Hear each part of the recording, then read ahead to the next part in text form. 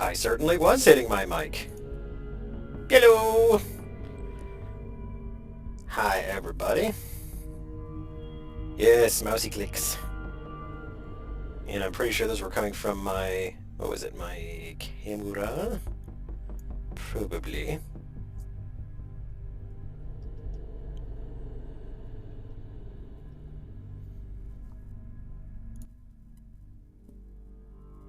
There we go.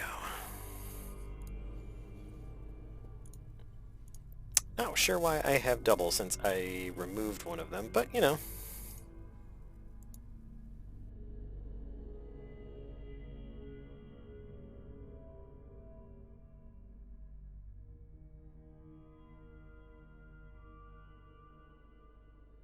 How about now? Still robot-y? Nope, there's Zip. It's right here. D. Told you. Right here. There we go. Welcome to the stream, everybody. As you can see, it's still snowing in the cave. I'm not sure what curse I have here, but it is snowing in the warren. Hatchlings are freezing. Famine is set in. Sickness is rampant. So, you know, winter. Do I have fuzz in my voice? Oh, my goodness. I see that. La la la. How about there? I can kind of hear it a little bit in my my monitor here. Let's see. How about now? No, still smell. Still? You know what? 1 second.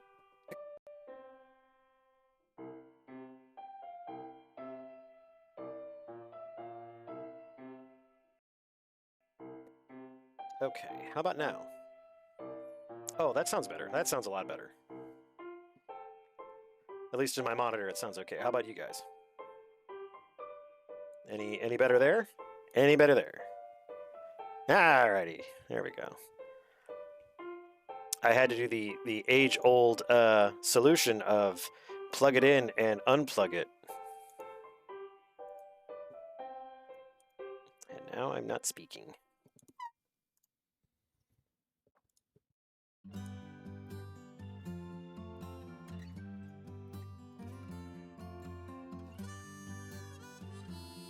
Okay.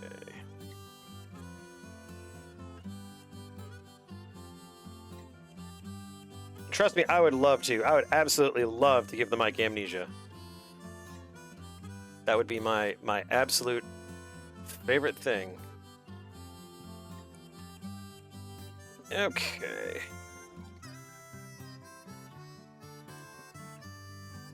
How's everybody's Monday going?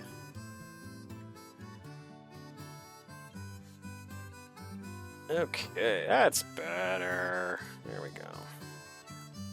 Beep, boo. There I am. Okay. You got more Crimbus decorations. That's good. I still have yet to put up any Crimbus. Kinda not feeling it. Kinda not feeling it. I hate to do that to Brent. Brent is my tree. He lives in my kitchen. In my loft in my kitchen. All year round, I look at him and I go, I'm gonna put you up someday, Brent. Nah. Not thinking about it this year. Cook a pasta. Pasta. Oh, that just reminds me of the Thanksgiving rigatoni alla vodka that I had.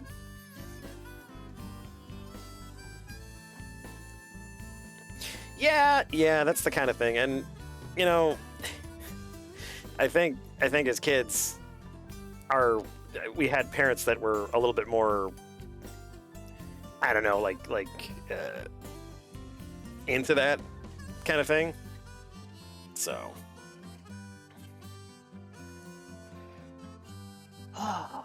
Fortunately, it seems to not be crazy snowy. It's cold though. It's well below freezies. Took Roscoe out for a nice walk. He played really good today too. He was overall just a good boy. He was very excited for me when I got done with work.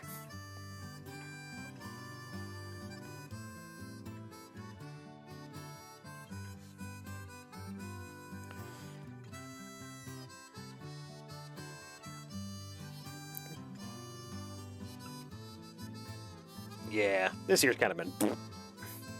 That's okay. I got Christmas decorations on my stream, and that's all I need for right now.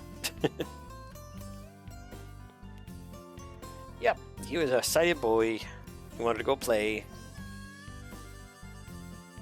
He's being a butt. He's not on the camera right now because he is being the aforementioned butt.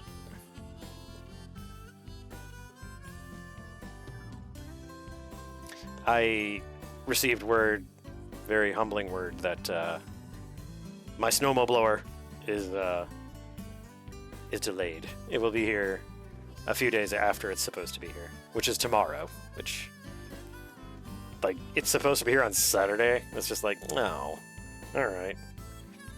Because I kind of wanted to have it like ready to go, you know, ready to leap into action. No leaping into action for me today. No. None. I should really get like a lower third. Like that has a different message. Like, Fabian Zib, inventor of the bikini. And Fabian Zib, stew pot champion. Fabian Zib, shopping cart sled master. I don't know. Some kind of like rotating world news style GIF in the bottom corner there. Let's see. Looking at the weather. Well, I guess it's not supposed to snow until next week. That's cool. I can take that. And all the wind is blowing northward. Ugh. It's all coming up out of the south.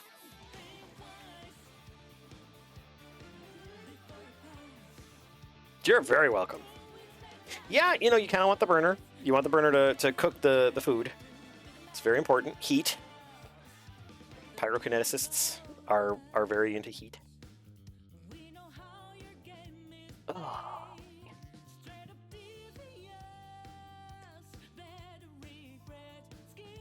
So I was going to give you guys a preview of the art in review, or art year in review for 2025. Kind of a, I don't know, kind of a lean year. There's some good stuff in there. Like I was happy with some of it, but like kind of lean this year. I attribute that a lot to upping production on the comic and having more pages out. So,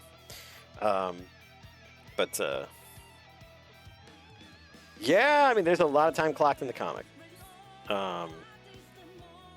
Someday I might actually start tracking it, just to kind of like get a better idea as to like what am I spending all my time on. Yeah, no, I definitely did more comic work this year, which is good, which is very good. I think it really got more attention this year than it ever has, so that's exciting. I'll probably have like a whole year in review on the Discord at some point, or have like a stream around New Year's. That's yeah. So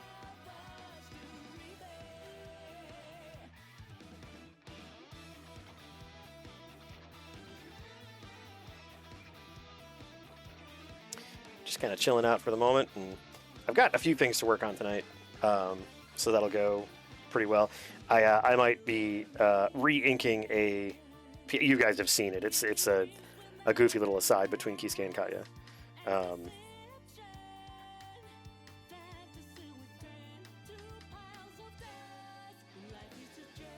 Something I've been trying to figure out is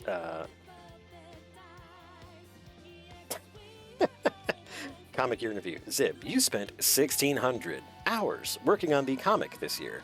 1,400 of which was just one boobs and butts. I mean, just on boobs and butts, I'm assuming. That's pretty fair. That's pretty fair. There's opportunities for growth there. Yeah, it's okay, you're Canadian.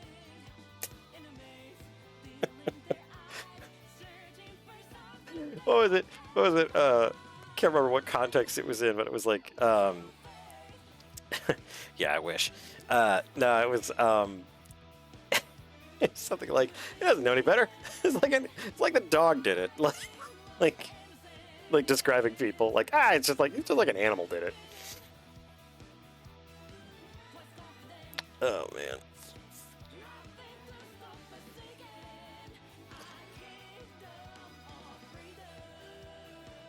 But yeah, there's definitely a lot of time clocked in the old comic. Yeah,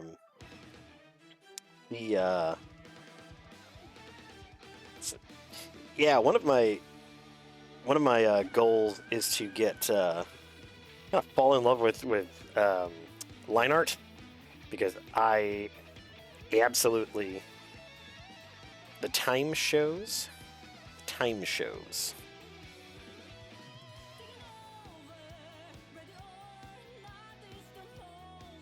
No chat on the screen. Yeah, no, I think it's in the other scene. The time shows too. Oh, gotcha. Yeah, I spent a lot of time on it, and I believe it's improved somewhat, so that's encouraging. So. Still lots to do, still lots to work on, but that's what I was saying. It's like I kind of want to improve my line art, because I think it's okay. It could definitely be better. That's what I might start on. I might start on tonight just working on making line art that I actually like. Yeah, just figured I'd start the stream off just a little chatty, just relaxing. Everyone's kind of settling in. Change my category to arts and forts and crafts. Arts and Hearts Academy. I don't know what that is. Arts. There we go. Okay. Let's see here. Can I see studio view quickly?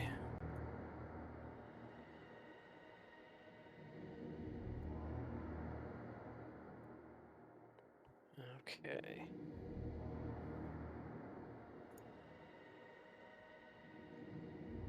I will have to get that fixed. That's okay though.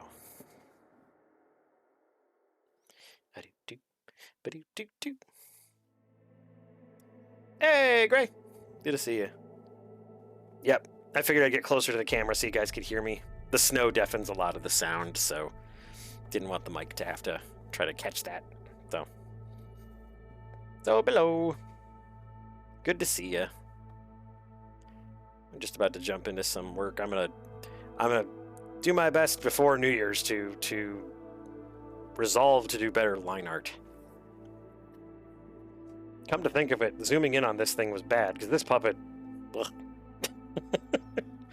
needs some line art love. Although it's not terrible. It's not terrible. It's just it's a little rough. All right. Well, shall we get into it? And there we go. No more studio mode. And now I need to fix the puppet. Because if the puppet is this bad, no one will want to look at my little blue face. Yeah, it's a good puppet. I mean, it's not bad. It's not bad at all. Zero. Oh, I got a chance yesterday, I believe it was yesterday, that I got a chance to see the original movie that what's it called? I Am Legend was based on. Or I should say the original, yeah, the original movie that that came out because of the book I Am Legend. It was called The Last Man on Earth, starring none other than Vincent Price. It's not bad. There are, in some ways, I liked it a little bit better than the Will Smith version. Mainly because it's Vincent Price and he's creepy and awesome. So he's not creepy. He's just very fey and very, very foppish. But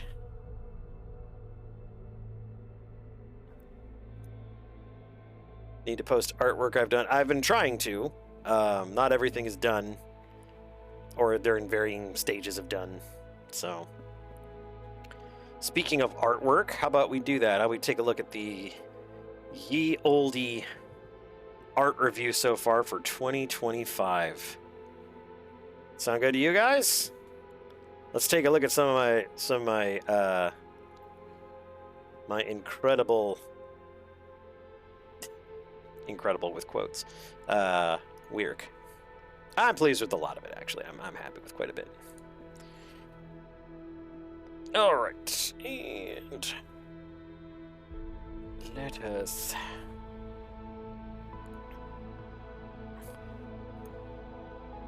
no, it should be.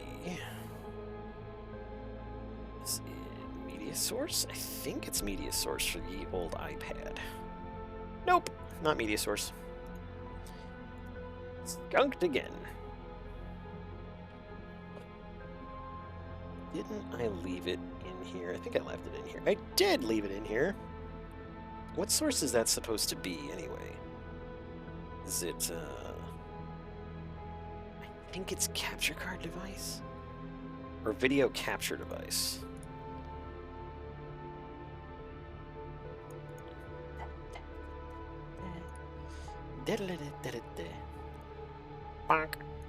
Hey, it's my review. So here's the Fabian Zeb 2025 Art Year in Review. Look at it go. Look at it dance. This looks like it should be on the back of my first novel. So yeah, it's January. We had the Katya TZ one, which was fun to do. That was an interesting pose.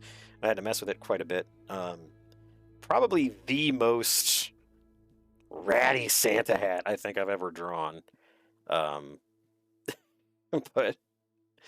I like it. I thought it was a cute piece.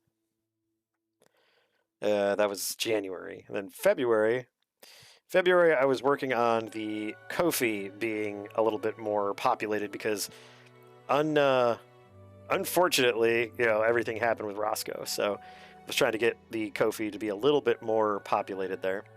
I really like this because the sleeves are huge. But yeah, no, this was the Ko-fi with Zib drawing, which I actually quite liked. I enjoyed it.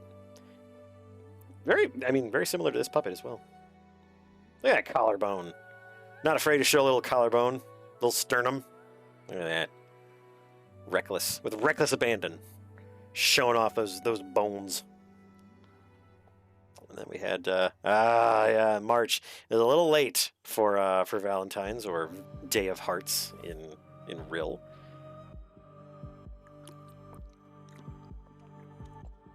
I started adding details like apparently Kisuke has chest hair now. But that was fun. That was a fun piece. I thought it was cute. And it was a challenging pose actually with that frickin' shirt.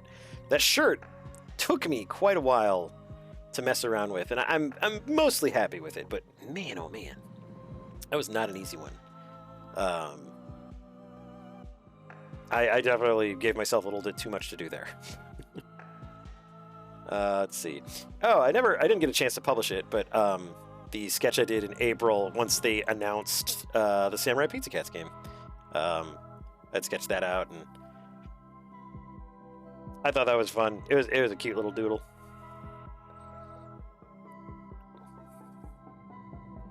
I don't know if I have trouble drawing clothes. I think drawing clothes in very strange positions is difficult. And I think that's pretty normal for a lot of artists.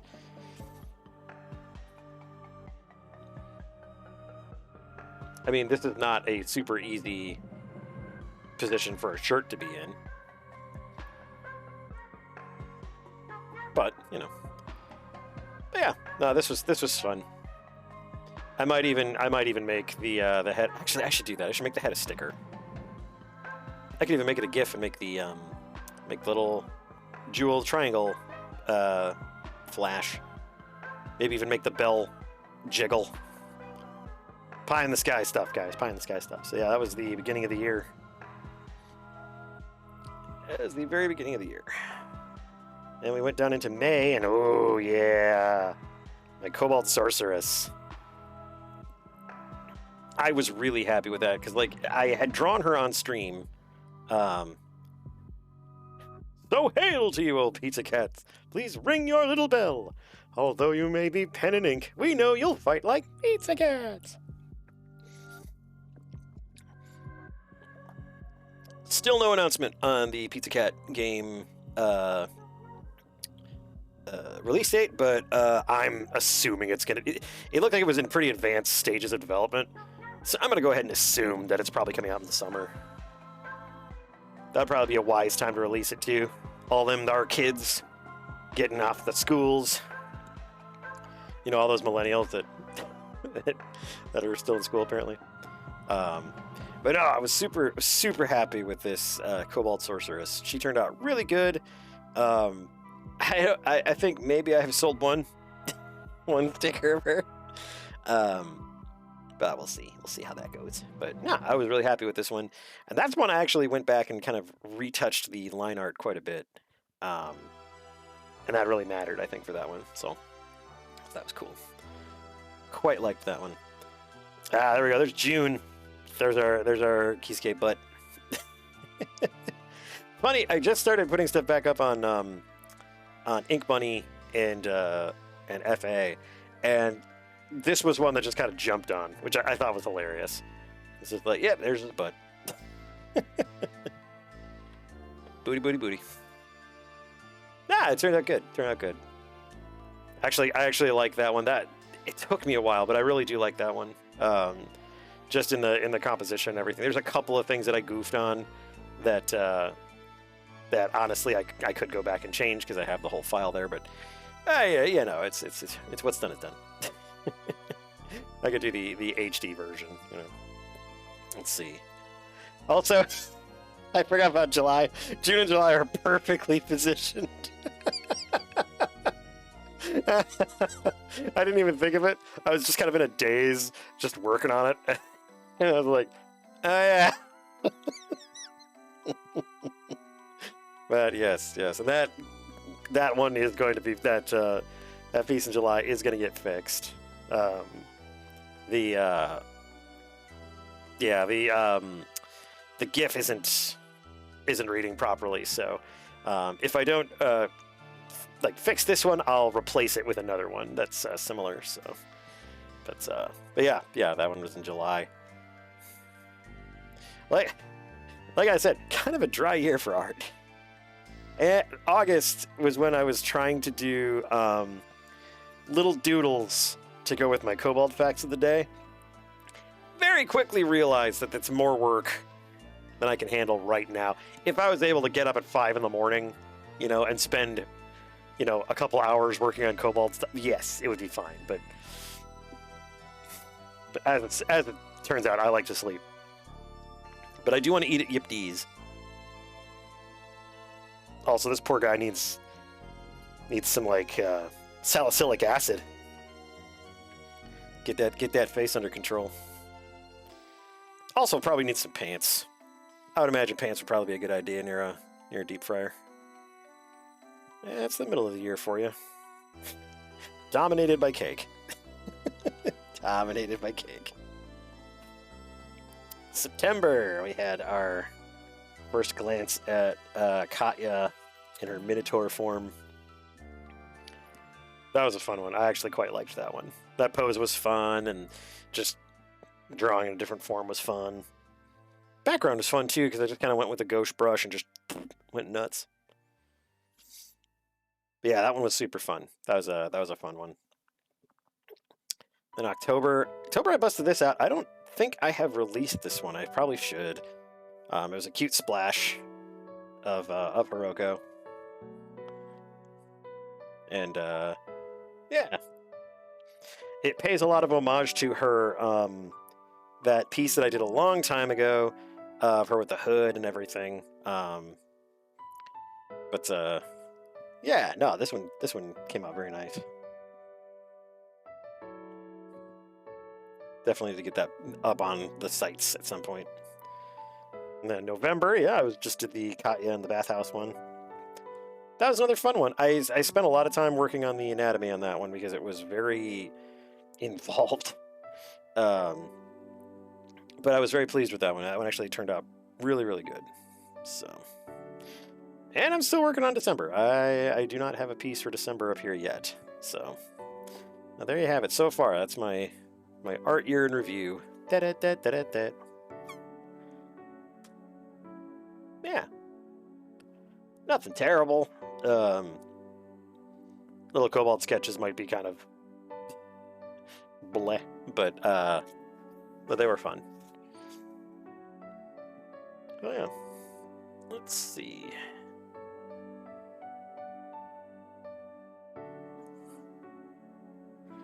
It's possible today could be the December piece. We don't know. Let's do some line art, and let's actually really enjoy it. Like, make it part of the image. And to do that, I'm gonna have to zoom in on stuff. Also, you guys really can't see this, so let's bump this up a little. There we go. That's better. That's better. Okay.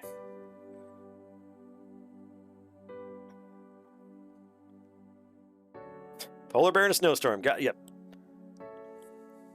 There he is. Polar bear in a snowstorm. Done.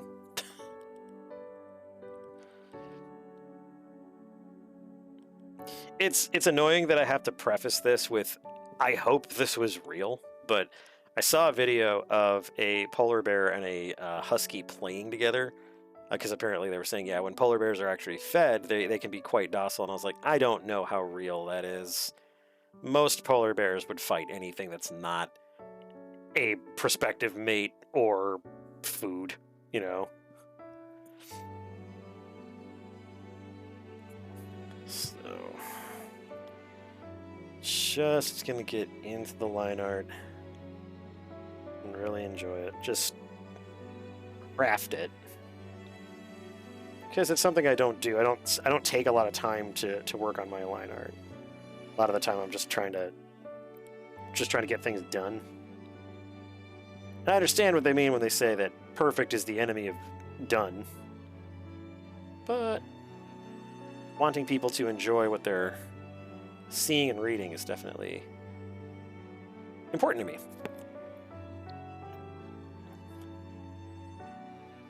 And that might be a bit much. Let's try that one more time.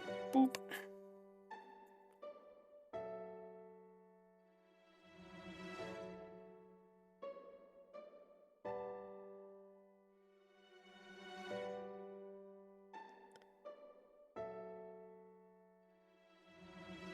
There we go. A little bit of a muzzle hint there. Speaking of art and writing, what do you think of today's page? Fathoms Deep, in which we finally receive confirmation that Hiroko is in a dream of some kind. And that she is still haunted by the phantasm of Kisuke.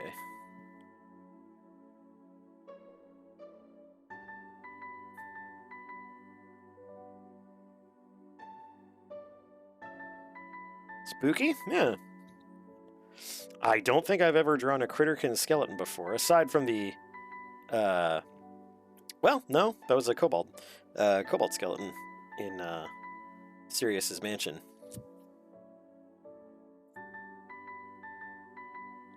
So I don't think I've ever drawn a Critterkin skeleton before. It's pretty spooky.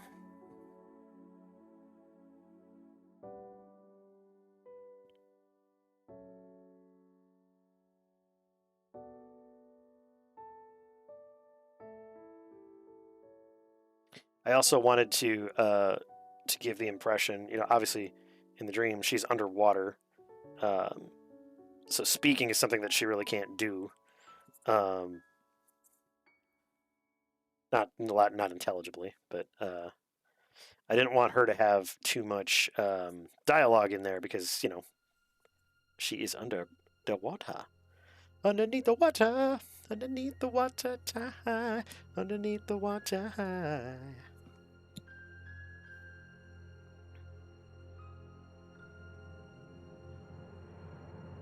Just trying to mimic the curve that I've got.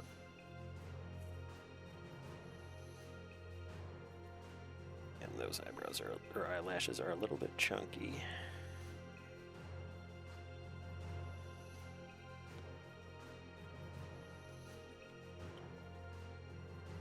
That was the hope.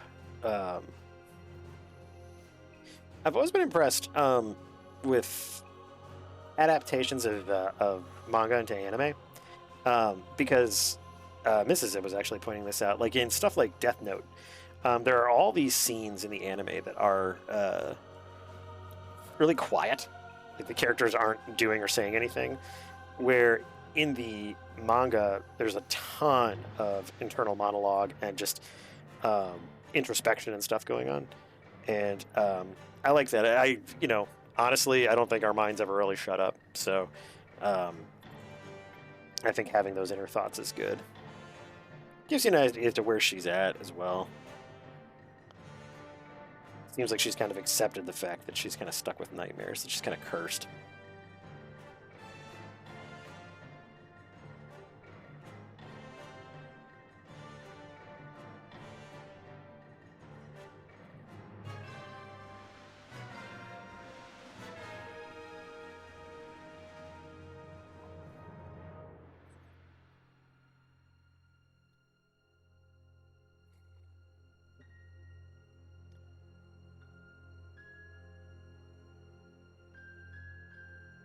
Interesting, though, if we look back to the first portion in Chapter 5, where we realize that she's in the same tavern as Kisuke and Katya, she admits that the little flashback that she had was bad, but that seemed like she was kind of used to them, or at the very least she was familiar with them. So they didn't come as a complete surprise, but it was also stronger than before. So that'll be interesting to explore as well.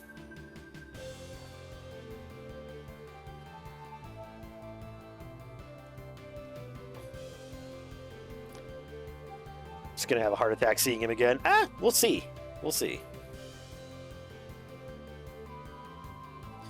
It's funny because I oftentimes will have differing ideas on how scenes should go or how things should work, and I've actually played around with the idea of her having a difficulty with seeing him again, or like not quite having a heart attack, but maybe a panic attack or something. So we'll see. We'll see how that turns out. I'll be interested to see what you guys think about that.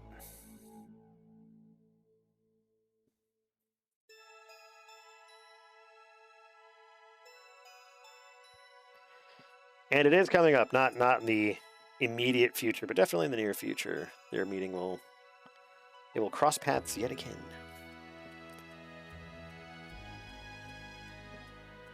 You were yelling at the screen when they were all at the same end. If there's one thing I learned from the movie Your Name, it's that, man, you can really frustrate a whole room of people with near misses. I highly suggest Your Name. It is a beautiful film. It's wonderfully done. Mrs. Nib and I got a chance to go see it in theaters, and that was special. That was a real special movie. I don't often fall for the romantic subplots of anime movies. A lot of the times I find them to be kind of cliche, and tropey, really, more than anything. Not even necessarily cliche, but just tropey.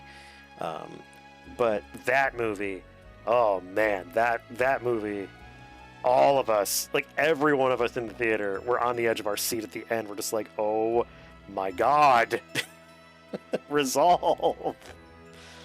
It was something special. It was a really good movie.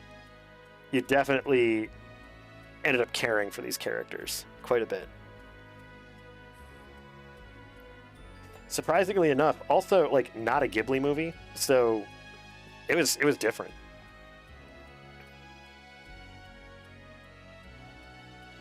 Yeah, guys and girls, all of us, we were just like in the theater. We're just like, oh my god!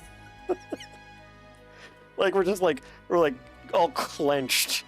It's like when I was at the Super Bowl party once and threw a pass, and the pass was a long bomb, and it was like one of those like totally gonna get intercepted football passes that grab and go for a touchdown, and I was just like, oh my god, I clenched so hard I could have cracked a walnut. I was at my one of my previous positions, and I think I made my coworker almost pee herself, but it was funny. But yeah, we were all like that. We were all just like, oh my god, and then finally it like resolves, and we all just like collapse, like, oh, finally. And it wasn't bad either. It's like there's so many instances where you could say like it's bad storytelling or what have you, but it was really good. Like it really showed you by the end of the film how involved you were in this wonderful story and these two great characters. So yeah, I mean, if you ever get a chance, Your Name is what it's called, and it's a beautiful movie. I think it's the same team that did The Girl Who Jumped Through Time. But even visually, it's a beautiful movie. Okay, line art. We're working on line art. It's looking pretty good. I'm trying to get some line variants, but not crazy.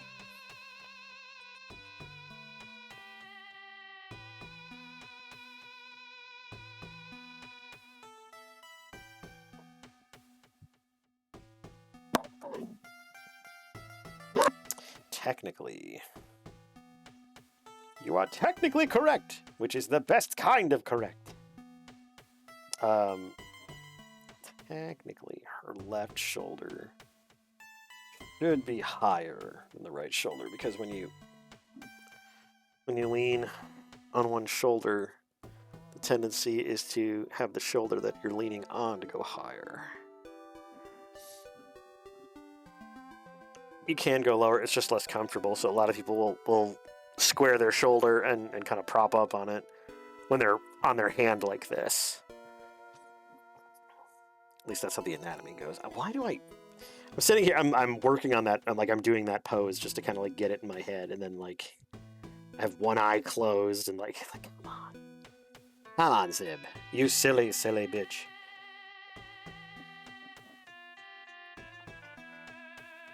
A bit, because I don't...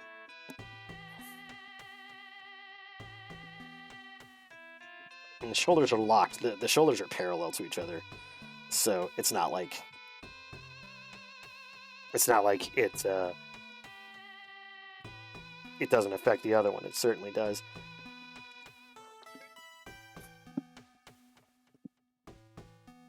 The only other way that this would work would be if her weight was shifted back. Because right now she's leaning forward with her... I'm doing the pose. But right now she's leaning with her left hand on her cheek. So her... Well, I suppose her left shoulder could be relaxed as long as she's... You know, I'm not going for hyper-realism here. I just don't want her to look stupid.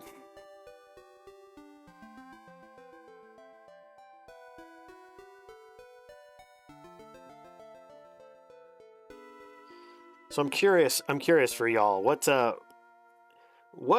good, I stress this, what good memories do you have of 2025? Any particular victories or good stuff? You know, I'm trying to get this year to not be a yutz, but oh. I think I was telling you about the vector eraser last time. This is a great example. So here we have this shoulder. I've intersected a line here.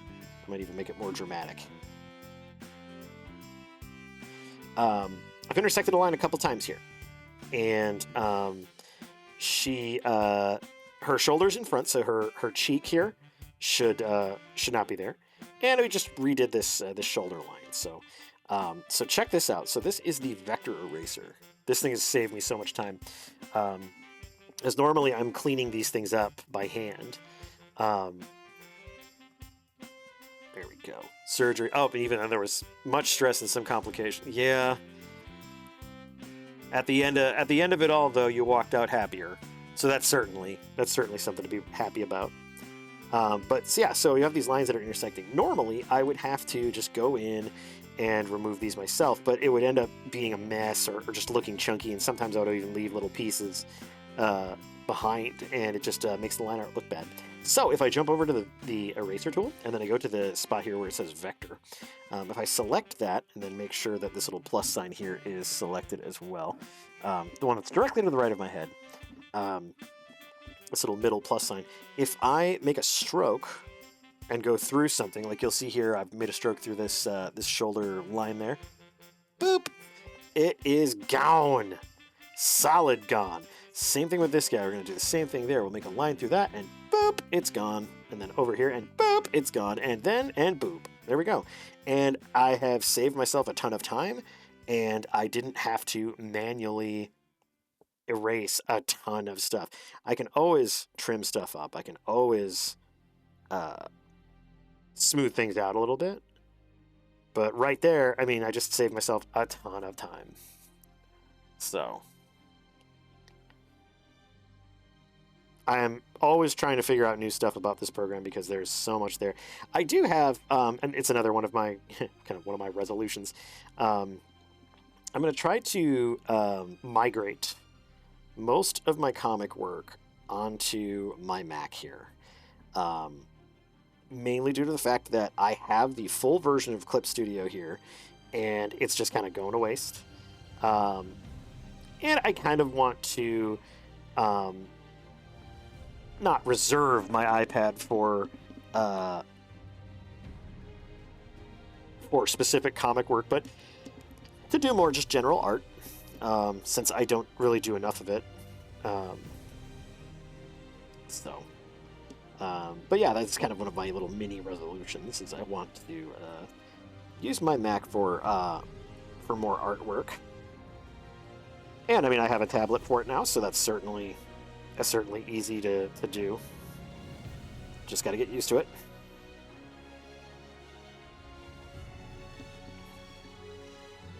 Food's done! Yay! Food done.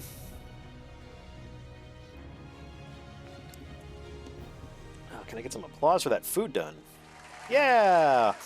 There we go. Food done.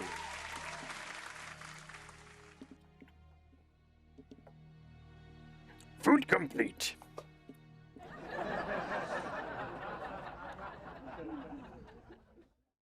Okay.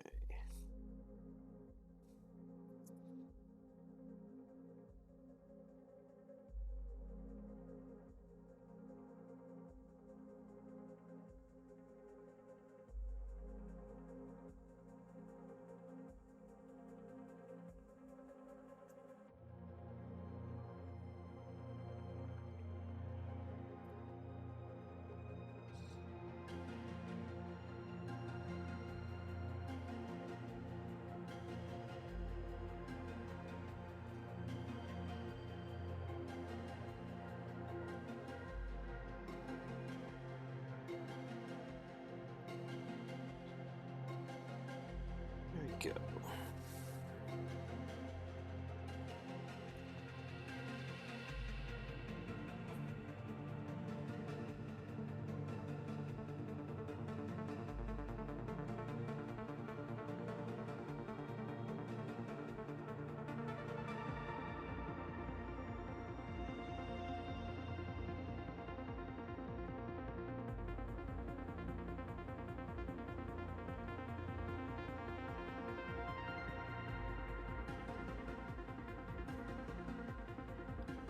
Okay. I think I'm fair to middling on this one. What I might do is use some of the correct line tools here to adjust the line width without having to go in there and mess with it. Drop the brush down a little bit. So this is another tool that I've been meaning to work on more, is the adjust line length or adjust line tool. So what this allows me to do right now is I've got it set to narrow every line that I make a stroke over by 1.7 points or 1.7% or what have you. I'm not sure what the exact measurement here is, but for example, if I wanted this V-neck to be a little bit less chunky, I could just go over it with my little green magic marker here, and you'll notice that it does change a bit, and if I get that on one fell swoop, it makes it a little easier. So there we go. It's a little bit smaller. You can see it's kind of becoming easier to add to the bit there. There we go. Okay, so now that's much better in terms of the line thickness. I can add a little bit of a neckline there.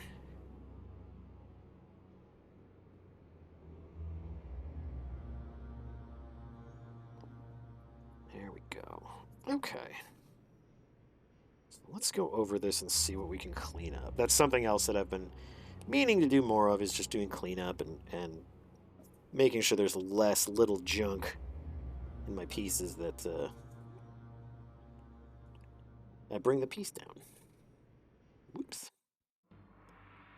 Some of these, what I need to do is actually just connect the line. Like this guy here. There we go. Connected. This one's good too. Just thicken that tip a little bit. Okay, and then we have, looks like a little hanger on here, so we can, whoops, not that one. Go here. There we go. Another little hanger on. There we go.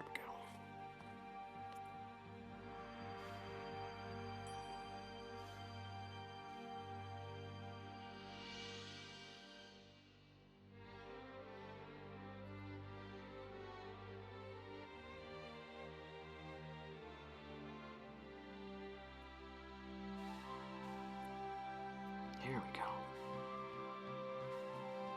So it kind of needs a little bit of manual work here, but not bad.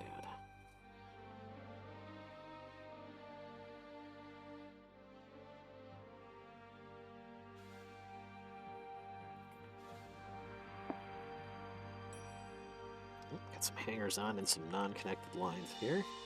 This kind of thing is also good because it definitely speeds up the coloring process for me. Because if there are gaps and things like that, it slows me down. I have to find them, and I have to find them and kill them.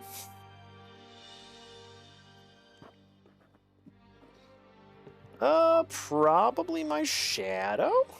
I don't remember hearing the doggo.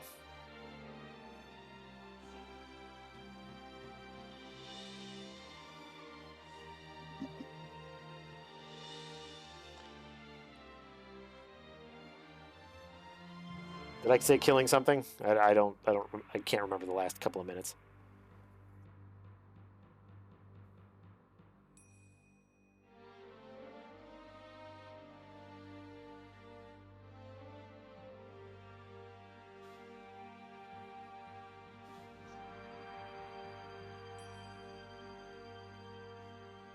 I'm sure I said something like, this kills me, or I'm not killing this, or whatever.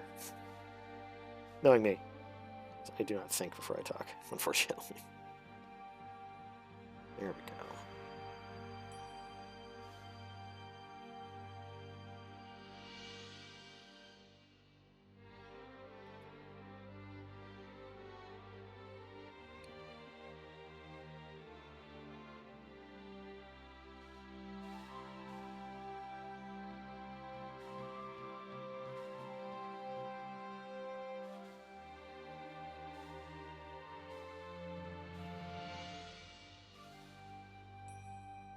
Okay.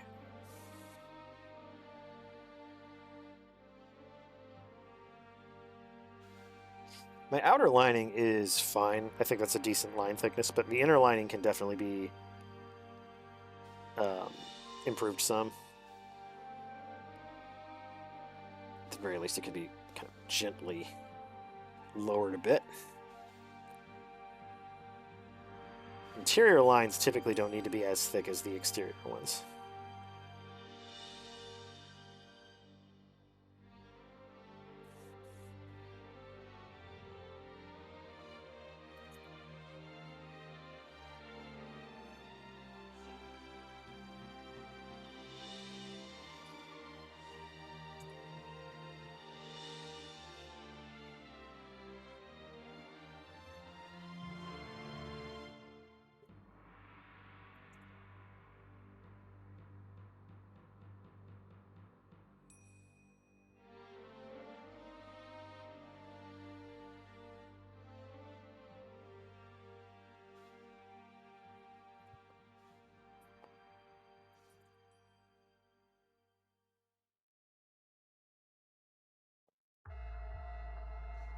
Just trying to make it pop a little bit more.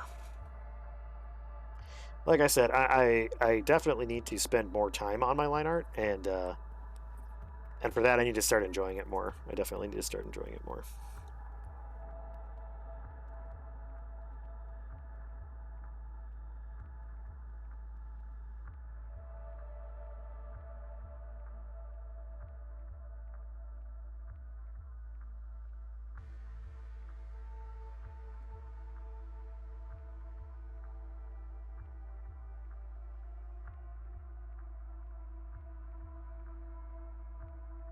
Yeah, I think this looks pretty good.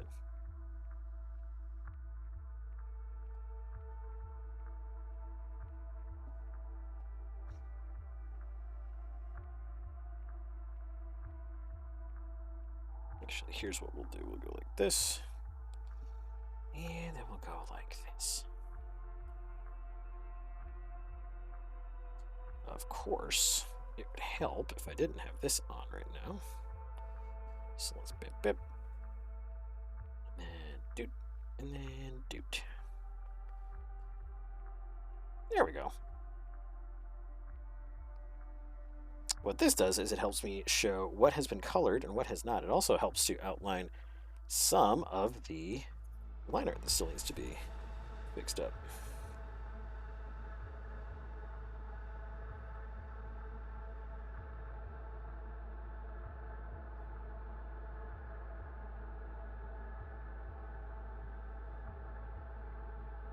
Okay. Now,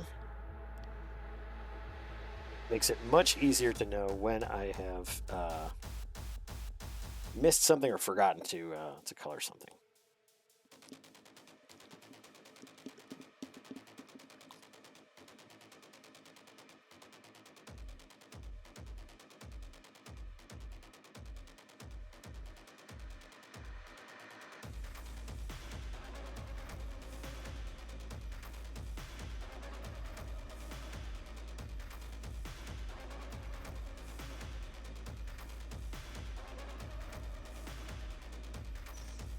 Hey, thank you, SiriBot. Thank you for shooting down one more spam for me. Oops. Probably wondering to yourself, Zim, she's got orange fur. Why didn't you give her orange hair? Shut up is what I would say. Shut up. What are you doing in my house?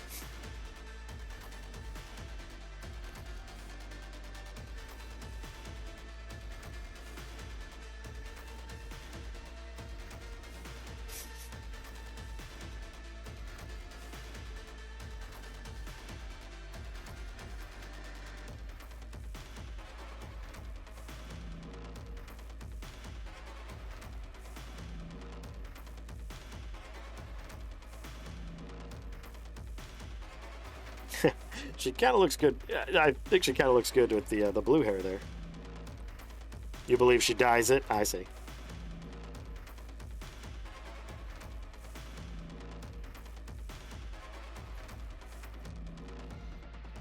Kind of still need some detail here.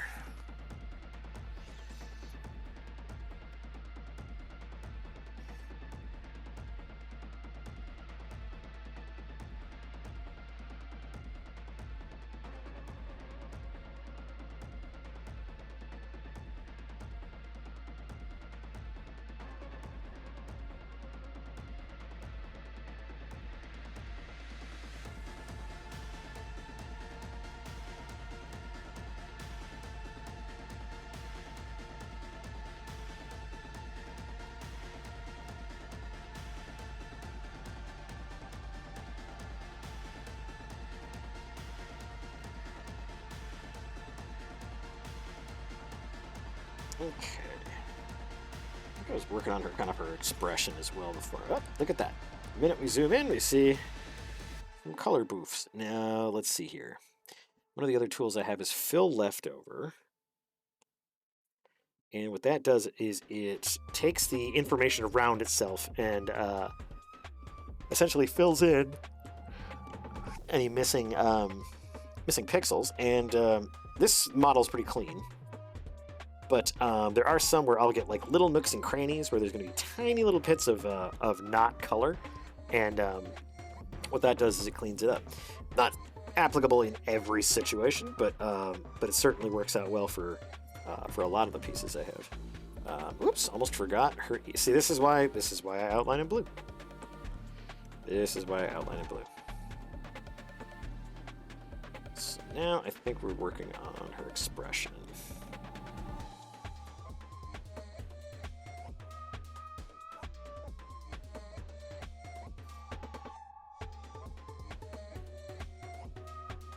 Definitely a Mondays, am I right? She has no mouth and cannot scream.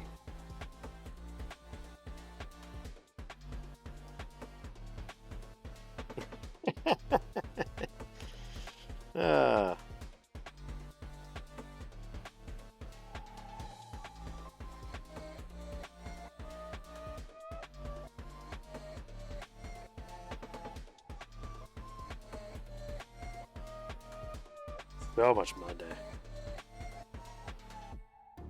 Mouth's a little low.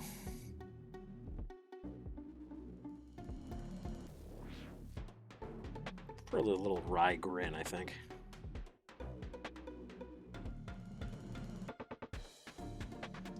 A little too high.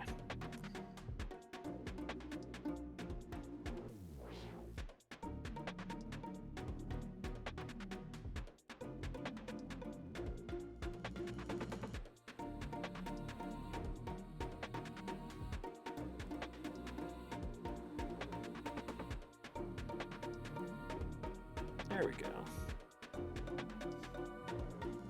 So now comes the fun part. Now I have to start crafting the open mouth and the closed eye options here.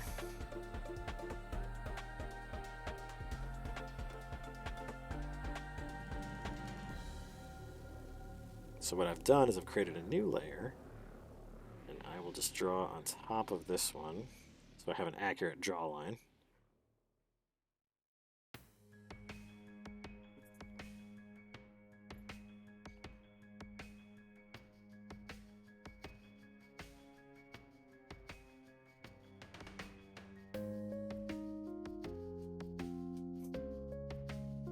For some reason, this has really been getting me lately.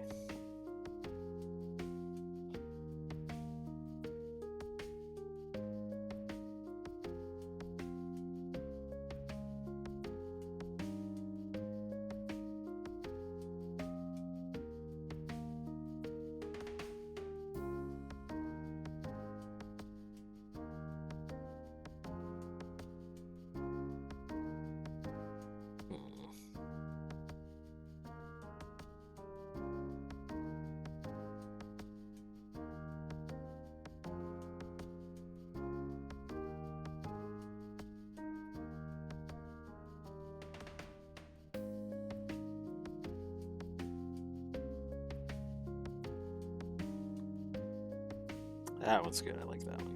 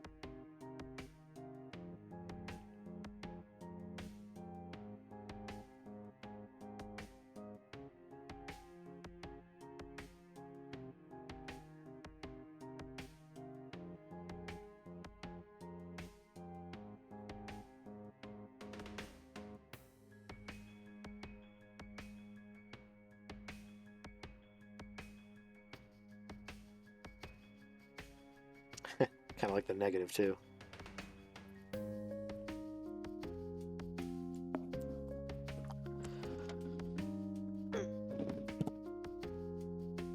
Oh boy, stretchy. I should put together some of those little redeems for like reminding me to drink water and stretch. It's really more for those folks who stream for like 7 or 8 hours at a time, but I could always use it.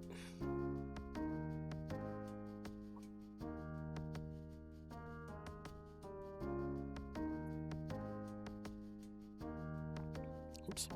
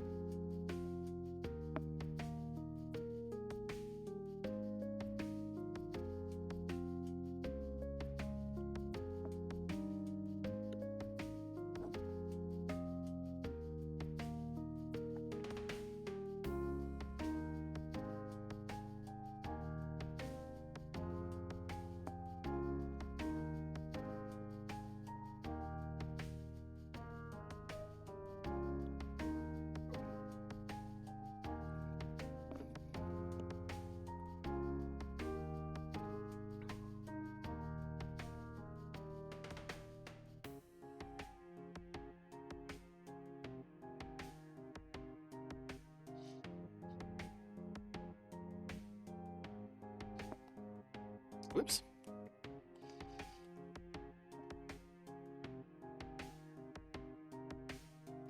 Whoops. Getting lots of whoops going on here. It's because I don't have this top layer here, or this top line. I don't have that in the new line art.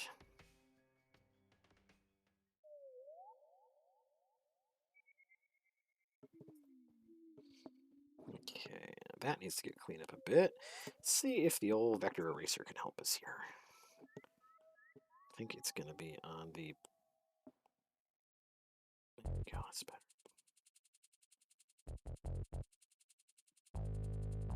Oops. What am I doing? She needs her lower lip. How else is she supposed to quiver it to make people feel bad for her?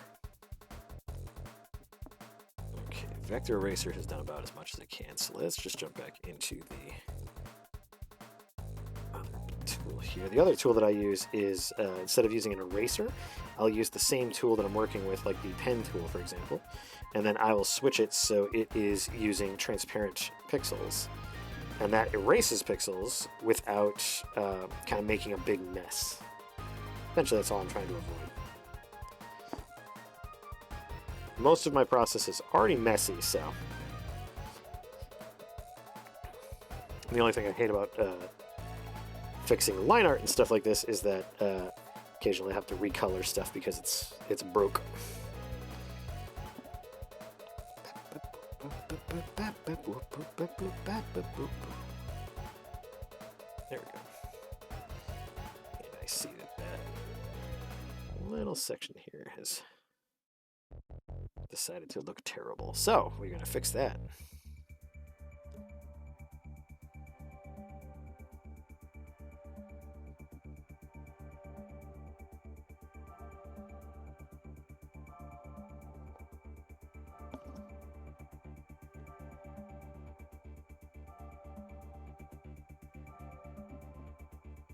Is a tried and tested mechanic.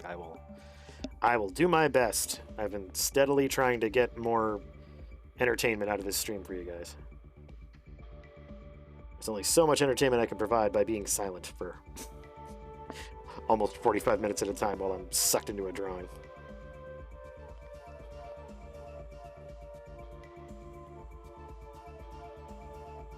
Oh, where'd that come from? Where did that come from? Yuck. Fix that. Meow, meow, meow, meow, meow.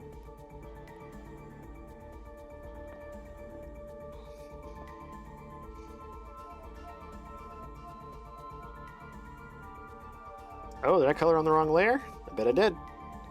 I bet I did. Let's see. I did!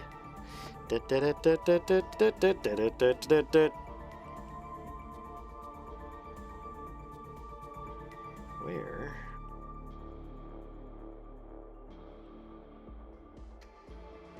I have no idea where that came from. So I'm gonna zoom up to the last moment when we had the color. There we go. Okay, so let's add the color on the correct side of things this time. Boop. Come on now, I said boop. Oh, I was using transparent. Wah, wah. And there we go, and there we go, and bang. Oh, it is true, it's true. The quivering lip, the giant blue eyes, yeah. This girl could probably get away with anything.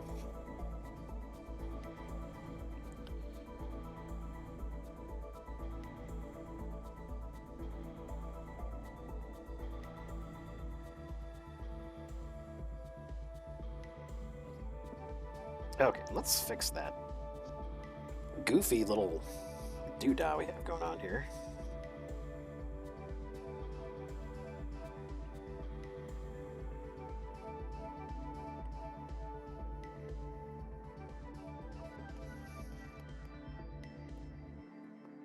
Okay. So now, let's do this. Let's go ahead and take this and put it in here.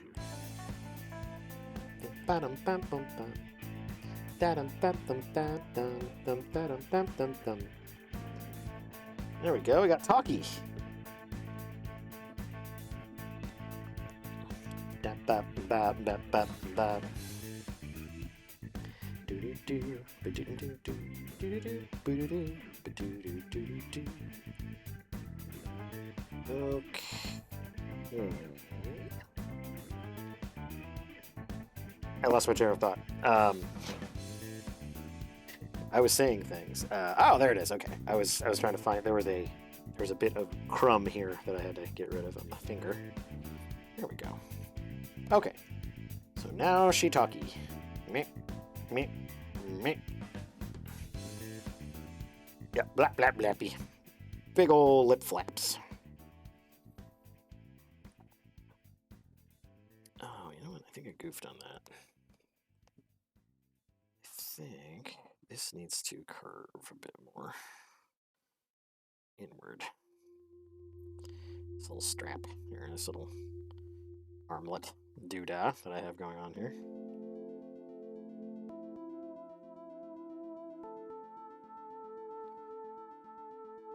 I think I showed you guys my idea for a totally Boris Vallejo / Frank Frazetta piece with Katya and Kisuke. Both the roles reversed, so Kisuke is the helpless maiden holding onto her leg.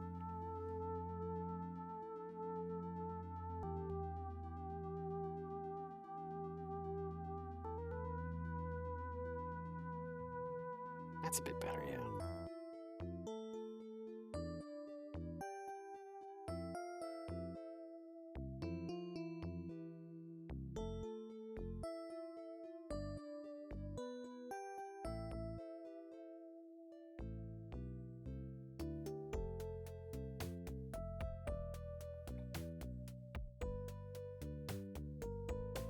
Alright, so now that we have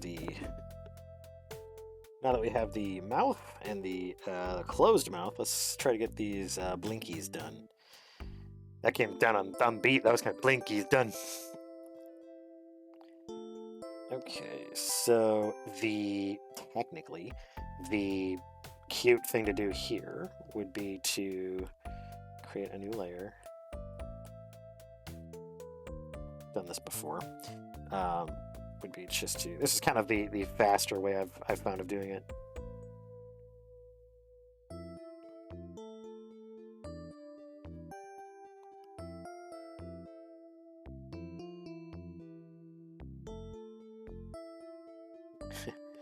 I found faster is relative in art, because what I feel is faster for some people is just like ponderously slow. Okay.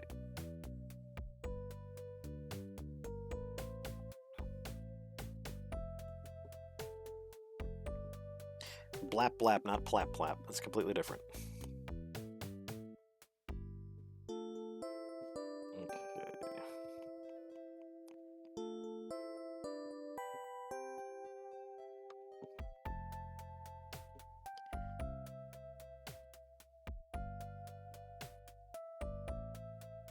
All I'm doing here is I'm just painting on top of the layer. I'm not actually painting on the eye layer. All this does is it covers it up, so when I eventually make the frame of animation that I need for the GIF, it'll be closed when it needs to be closed. Let's see, and then we get down near the eyelashes where we kind of start having problems because we have a shape there already. Let's zoom in. That was going to be one of my other redeems, or one of my other point things was basically a thing that tells me to zoom in.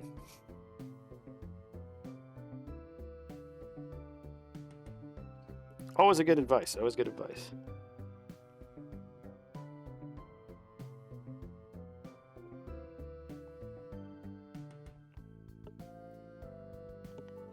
I might try once I get this kind of color down. I might try something with the eyelash there. The eyelash shape, does it say? Let's see if I can't get that to be a little bit more orderly and pretty to look at.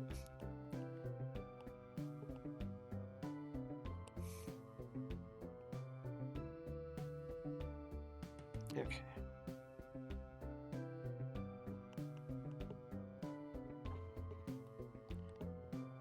So...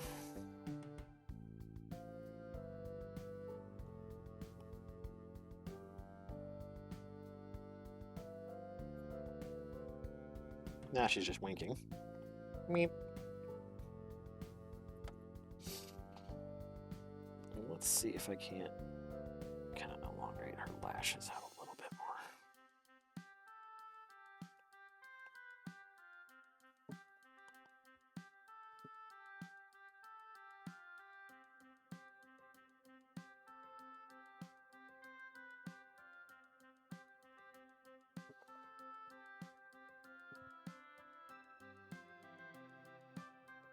It's the right direction. I think I just need to simplify the shape because it's a little bit too nutty.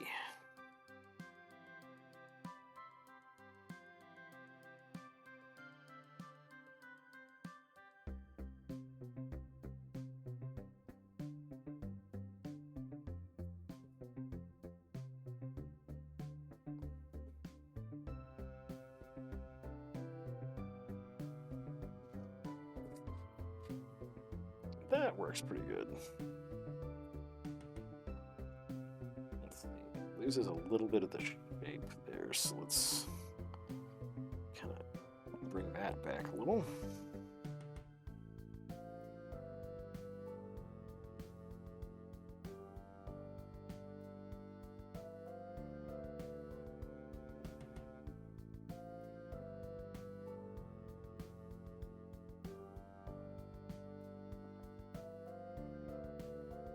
Helps to make the lashes feel kind of 3D. Okay. Well, I suppose we can start over on this guy here and get that done. Let's try to match up with the closed eyelash we have on that side. Dun, dun, dun.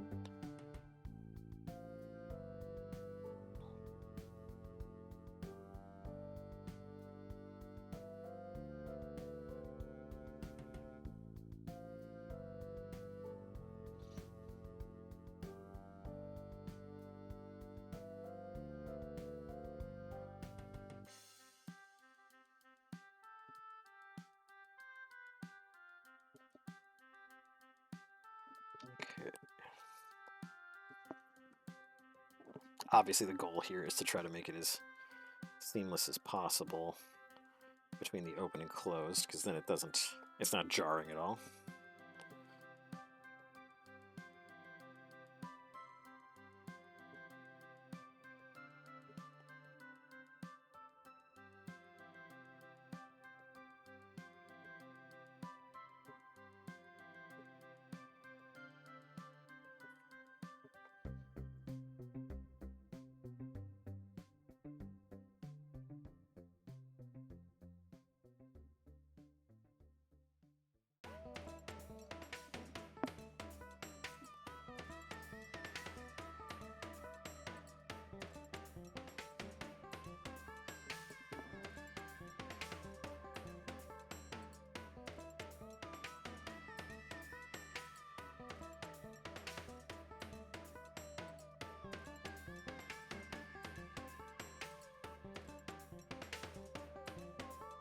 Might need to thicken up that line a little bit. We'll see how it looks once we get to a little further away.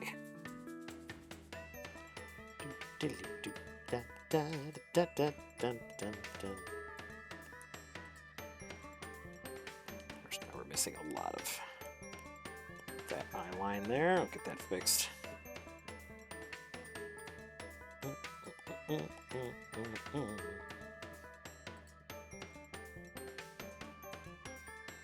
There you go. Very demure. I like that. I just think the lashes over on this side need to tilt up just a little bit more, so they're not as flattened by the motion. That motion, brah.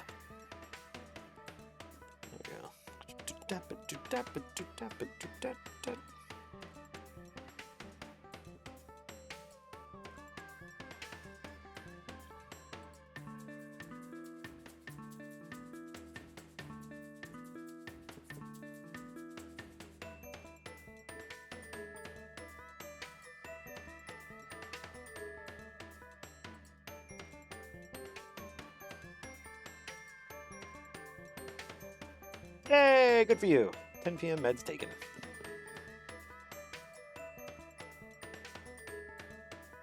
Okay. Yeah, it doesn't look too bad. And then... honestly, it doesn't look too bad with that missing bit there.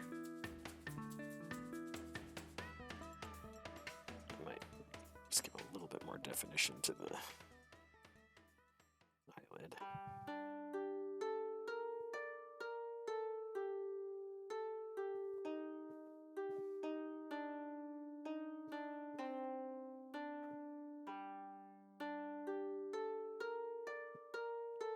Mouth also needs a little bit of an adjustment in terms of the thickness. It's a little bit too... the line's a little bit too thick on that.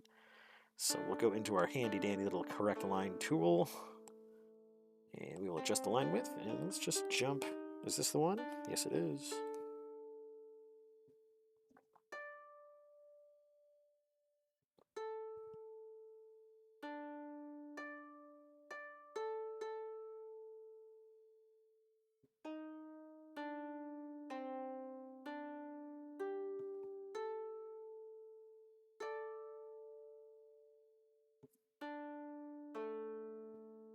There we go.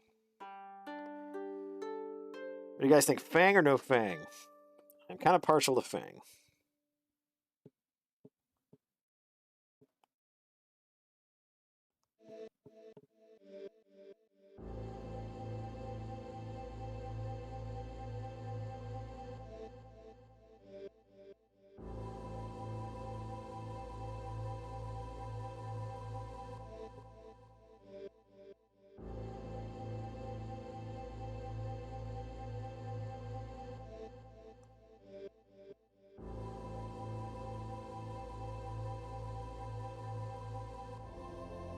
You like them snag? Oh, okay, I'm getting pretty unanimous fang here. Unanimous fang, one of my new D&D characters.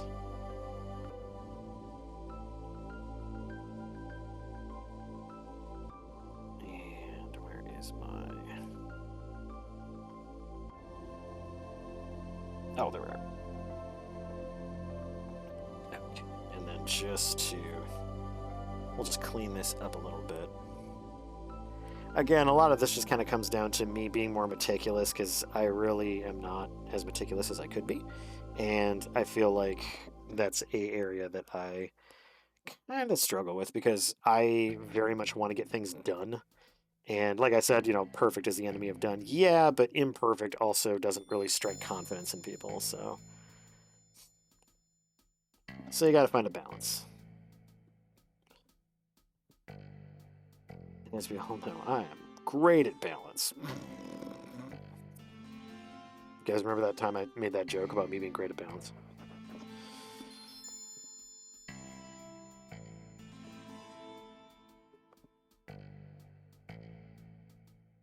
Oh, I saw on Twitter, there's a bunch of Japanese artists that I follow, and they're talking about the, I guess it's like the 30th something anniversary of Slayers this year. And that was cool by itself, because I'm just like, oh yeah, Slayers, the little show that everyone forgot. You know, I love that show. But I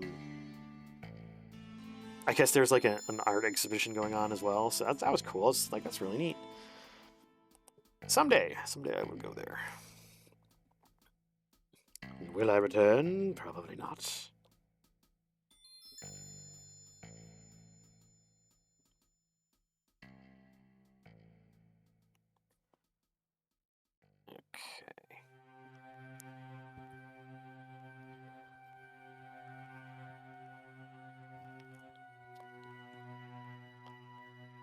I could stand on one foot, patting my head and rubbing my tummy. I can do that. I just choose not to.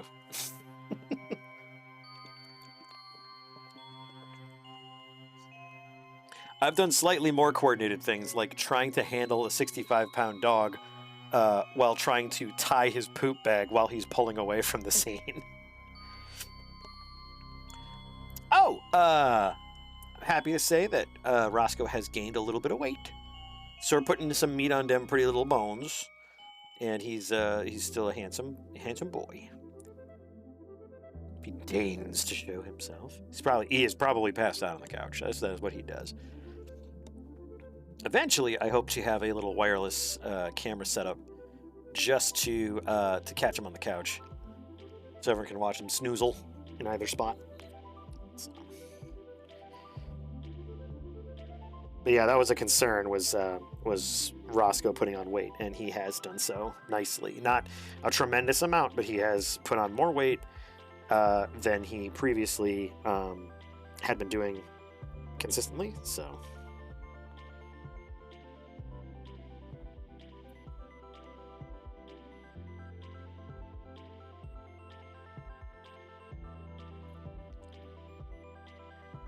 Let's see, get you a little snaggletooth in there, Hiroko.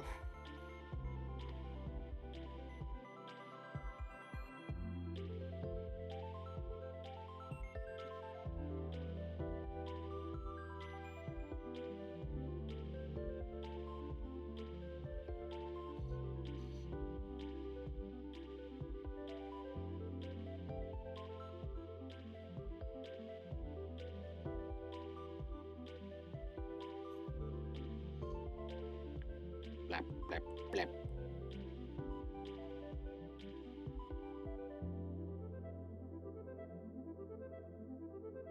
Let's try putting that tooth elsewhere. It's not a bad tooth. It's just not. I don't think it's where it needs to be.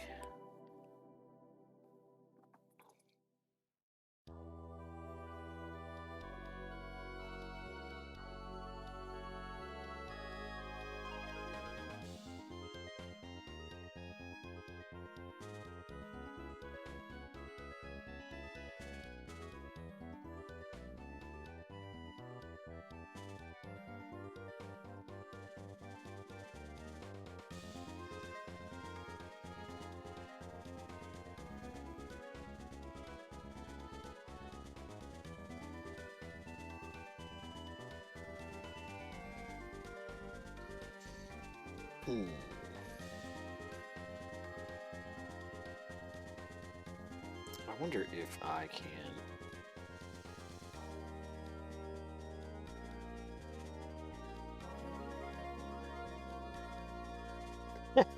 That actually looks pretty cute. That actually looks pretty cute. I kind of like that, just with the closed mouth. Normally, I have like the open mouth kind of snaggletooth, but this one, I don't know. I kind of like this closed mouth snaggletooth. Isn't that cute?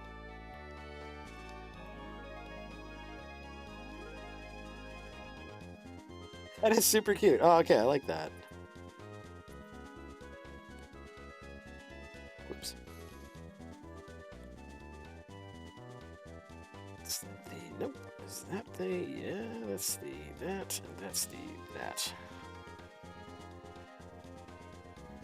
Zib, they say. You could probably name your layers, then you'd know exactly what you're working on. Take me for some kind of nerd that writes words down? Lame. I bet you go home and eat food, don't you? Food here. Frickin' food eaters, am I right?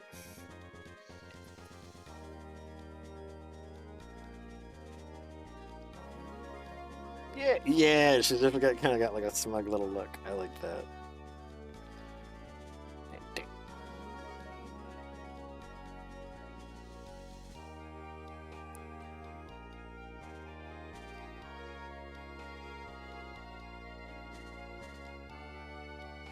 That reminds me, where are my eyes?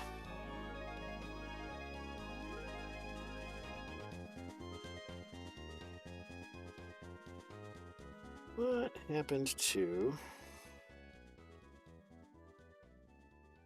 Oh, there they are. Nah, that is a little too distracting, the little gap there.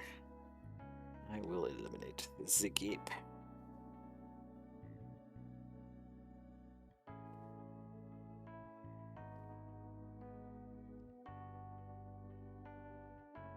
Yeah, I like that a lot.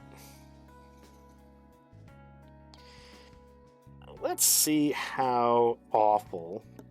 There is in Clip Studio, there's an option for assistance with shading, and I've used it a few times, but it's never been incredibly good. So I'm wondering how this will affect this here. Let's take a look.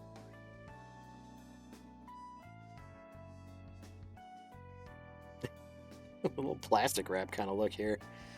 Let's see.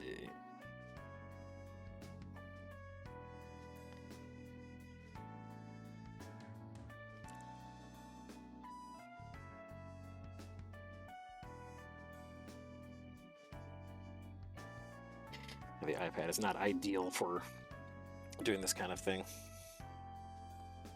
This is smooth shading. I wonder what the cell shading looks like. Turn the intensity down a little bit here. Jeez. That looks like it's being taken through a Game Boy camera.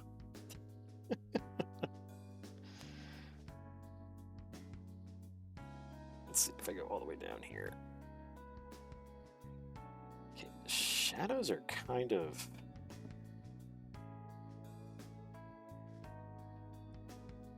They're kind of backwards because the... I wonder, let's just alter the light source where it comes from.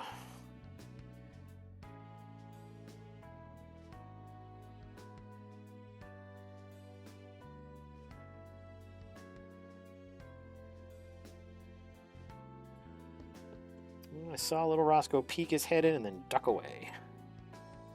Like a coward. This works pretty good as a starting off point.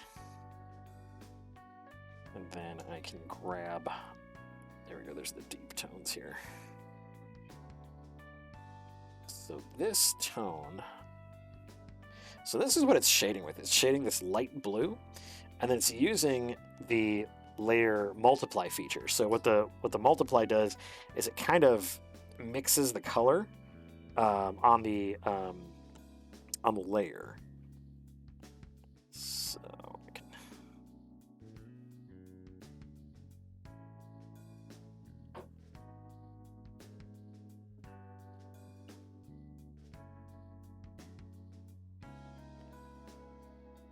There we go.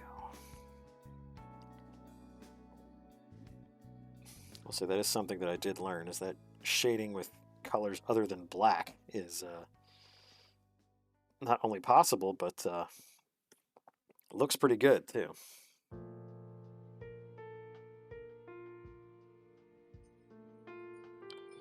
Mr. Roscoe is going for a little trot. A little potty trot. He has a new nickname, by the way. His new nickname is Thunderbutt. Roscoe Thunderbutt. It's because he always wags his tail super hard when he wants to go outside and or get fed or do anything really, and then his tail will whap like the wall or the refrigerator or the table or something. He'll just hear like bap, bap, bap, bap, bap, bap, bap. And then one time he was hitting the deck door and it was like dong dong dong. It's just like, holy crap, Thunderbutt. Let's see. I'm not really super happy with any of those. So I think I'll just remove that shading and do some real gentle shading on this side then. Just kind of nothing too fancy. It's just got to be a puppet.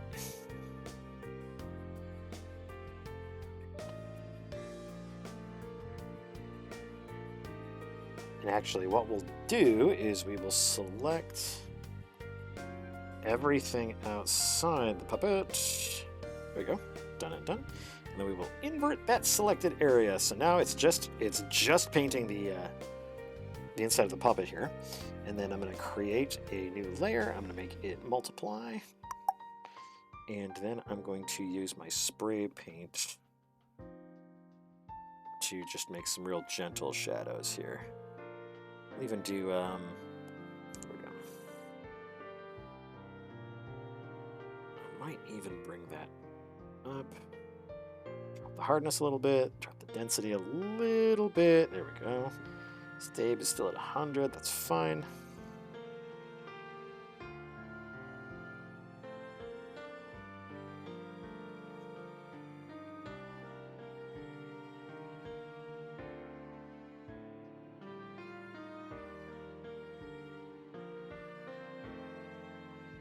Blue is great for putting shadows on white because it gives you the option of shadowing something without darkening it to the point of obscurity.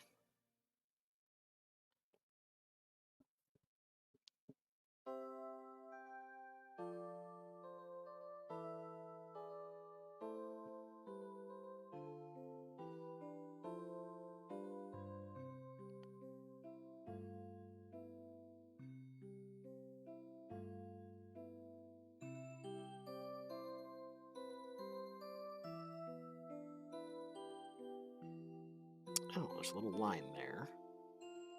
And oh, that doesn't help either.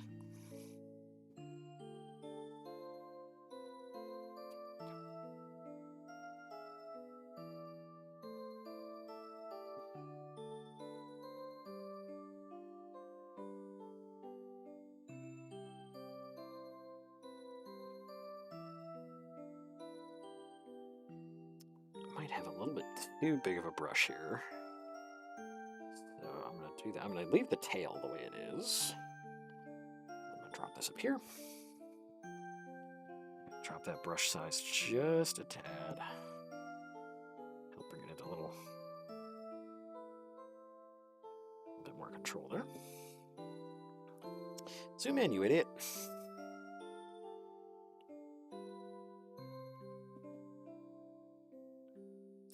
If it's hard enough for your audience to see, it's probably hard for you to see too.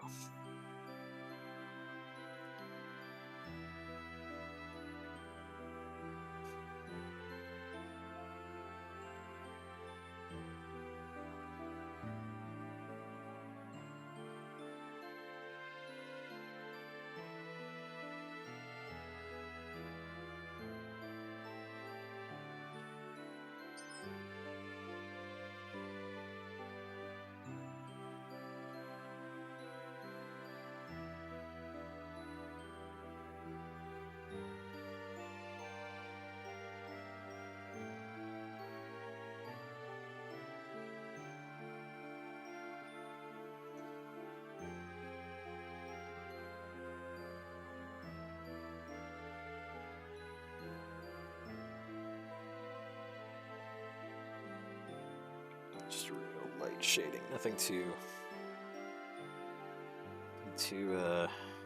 overwhelming, I don't think is necessary here.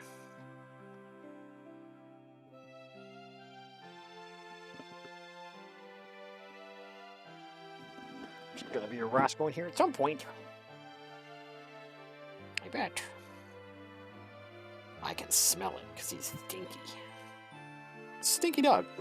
He's a stinky dog. Stinky Thunderbutt, I believe, was the entirety of his new nickname, was Stinky Thunderbutt.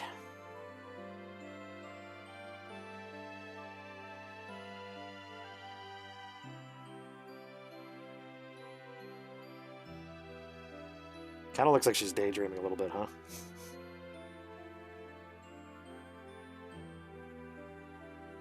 If only she could find Prince Clueless in real life. Hey, Nolia! Good to see ya! Welcome to the stream.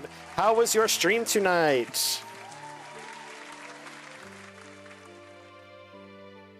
Ah! I'm not cute or blue. I am neither of those things. Krampus beat you up! That Krampus. Well, take a look, everybody. We're doing a little bit of art tonight on Maker Monday. And I'm making a new little stream puppet here. Kind of wistful looking Hiroko from what I can tell. And I'm just getting to the point where I'm shading it. So there you go.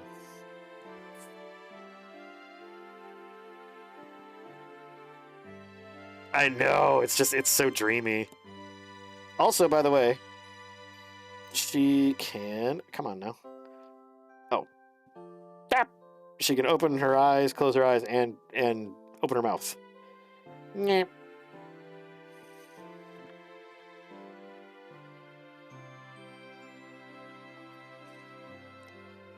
So yeah, we're getting into the weeds here, but yeah. Definitely a great song for that.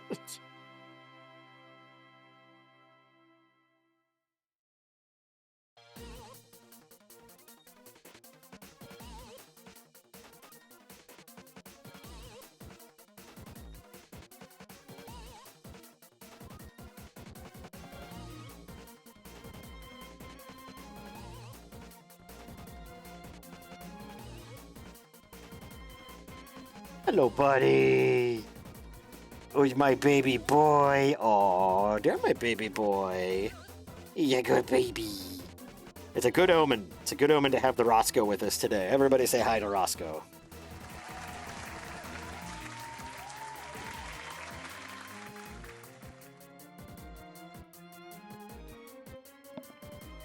It's the boy. His ears are so big and perky. Oh, jeez. Excuse me a moment.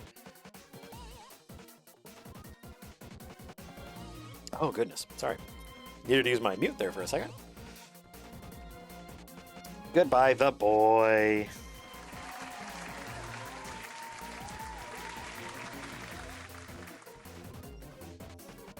That's okay. He's probably got important dog stuff that he's got to do.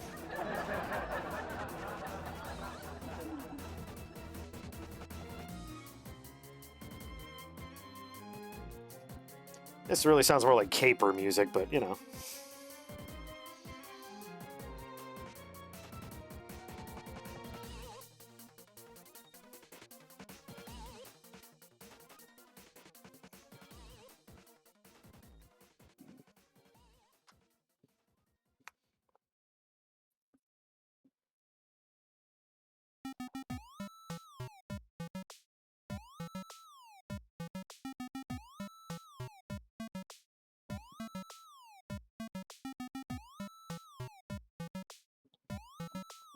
What I like to do with the spray paint tool is after I use it, I like to kind of go over it with a little bit of a blur, just in case the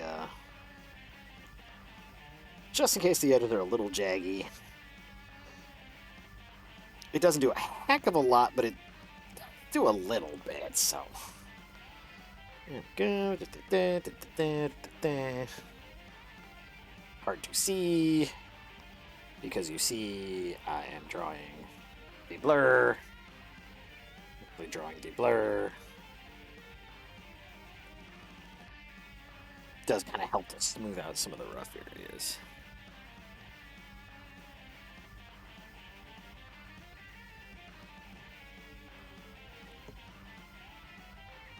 Or areas that I might have used too hard a spray on. Okay.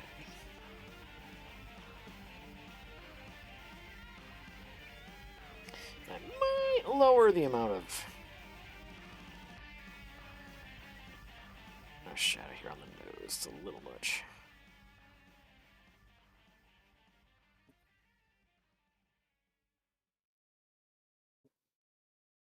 There we are.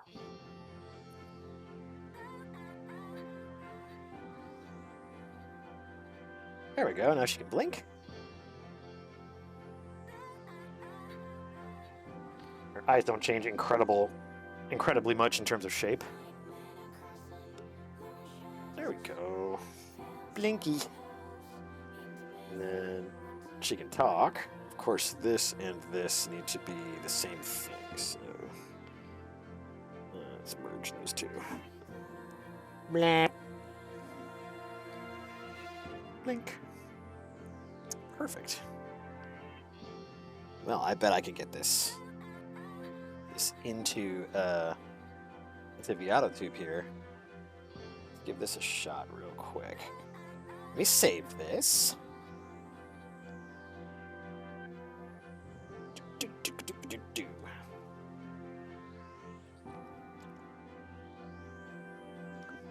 Not bad for it being a sketch, just, you know, maybe an hour ago.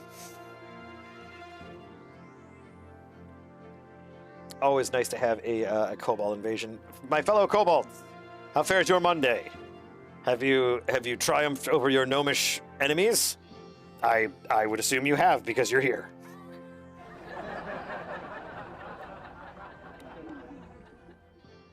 Oh, thanks, Ferdy. I feel like I've gotten a little bit okay at it over the years. Thank you. It's very nice of you. Thanks. I do mean that with all sincerity. I do mean that.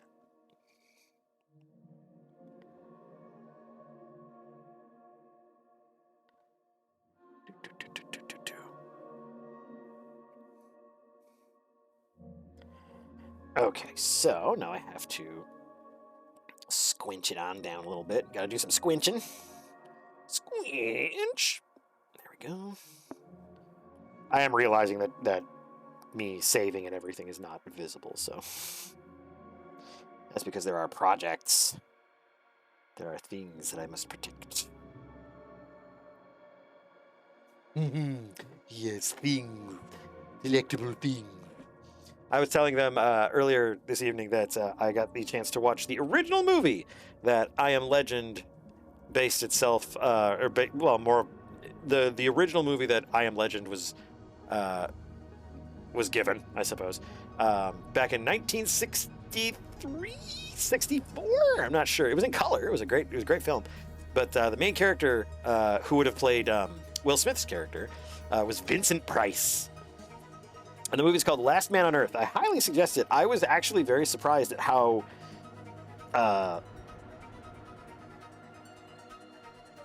invested I was. Not that I don't like old movies, but like, you know how it is. Like sometimes you'll watch a movie like from, the 50s or 60s and be like, okay, this is moving at a snail's pace, or what have you. It's like, I need something to explode, damn it. No, I found it fascinating and interesting to watch. They really got the creepy creature thing down with the people. I thought it was really interesting. Not the Omega Man, no. The Last Man on Earth, which it's very similar. But yeah, that one specifically is based off of I Am Legend, and Vincent Price is in it. It's a very interesting way of going about it. I see what they were doing with the new one. It's like, okay, it's not terrible, but to see its roots, that was really interesting. It was really cool. It was one of those classic movies, though, that's just like the end. So be prepared for that. I mean, if you do decide to watch it, which I hope you do, because it is spectacular. It is not a action-packed thrill ride, but it is definitely a really interesting look at the whole zombie apocalypse thing, despite the fact that they're not zombies. You know what I mean? But yeah, very, very cool stuff. I was very, very impressed. As we all know, that's the that's the rubric. You gotta impress him. In fact, while we are anyway, there we go. So, la la la. How is your Monday been, Raiders? Garen, good to see you, of course. Little Gay Poke Cobalt, good to hear from you. Welcome to the stream. Okay, let's just do this high quality and see if we can get away with it.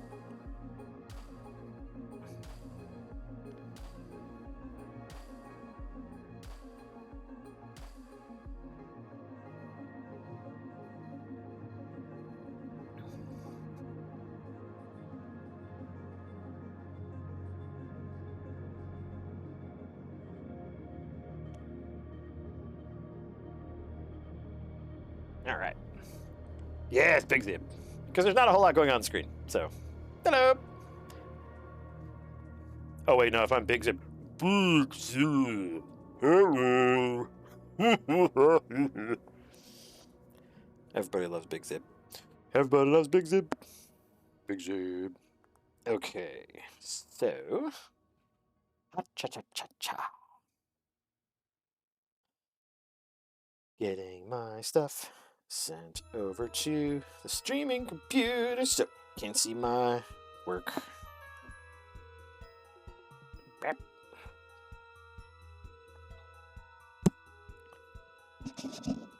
Oh no, Big Zip voice. There we go. Okay, so Viatatube, my good friend. Okay. Closed mouth. Let's find that. Da da da. Wahoo. Closed mouth, eyes open.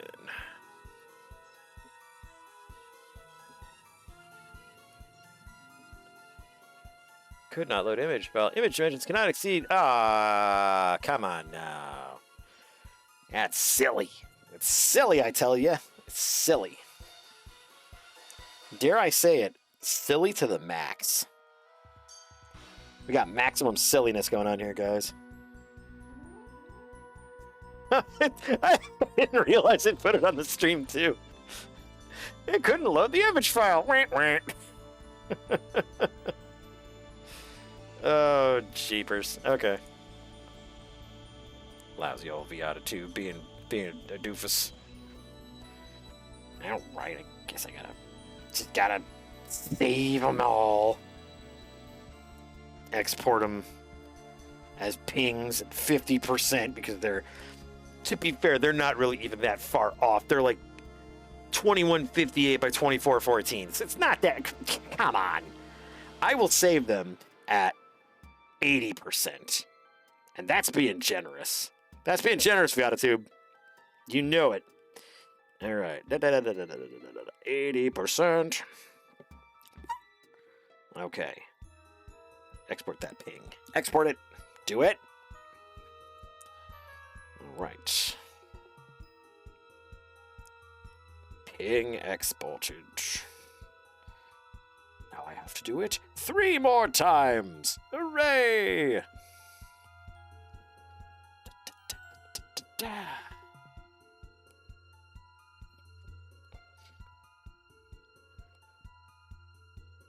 All right. That's 2. You guys excited yet? You guys super excited to see the fruits of our labor here? It's gonna be good. It's gonna be great. It's gonna be grand. It's gonna be wonderful.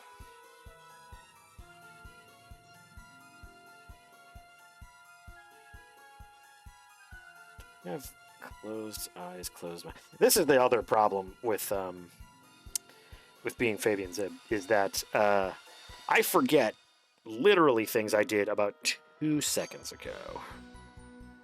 So I have closed mouth, closed eyes. I have open mouth, closed eyes. I have open. I need open eyes, closed mouth, and is that it? No.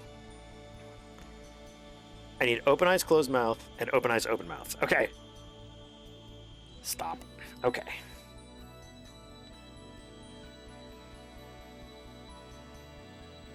Open eyes, closed mouth.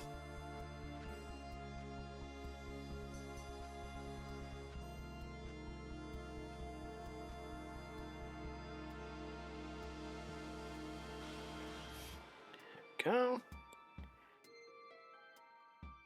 And now I need open eyes, open mouth.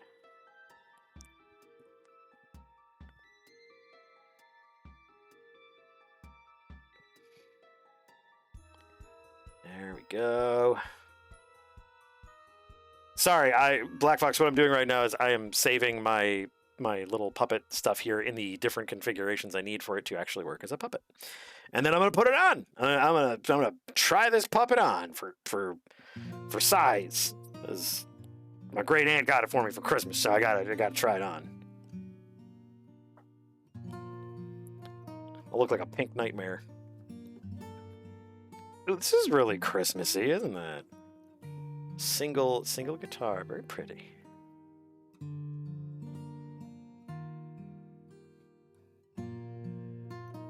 Okay.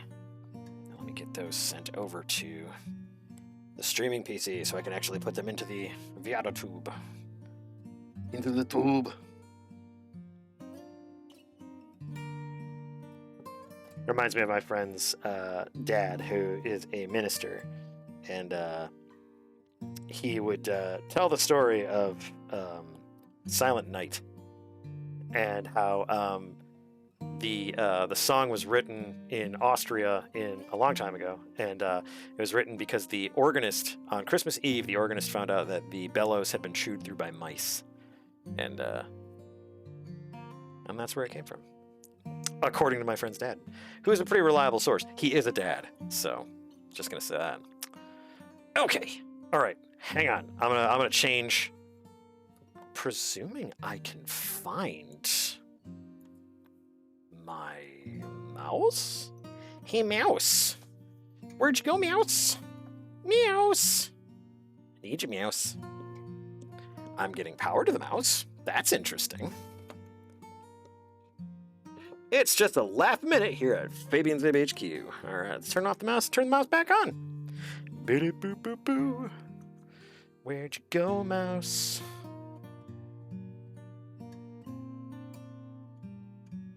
I am oh, okay, there it is, there it is. All right, it showed up. Good job, mouse. You went on an adventure. Okay. All right, fatoof, fatoof. A second here while I change. Can't let you guys see my blue scales.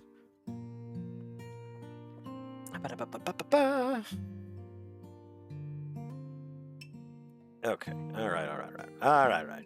Get this puppet on. All right, so this is open eyes, closed mouth.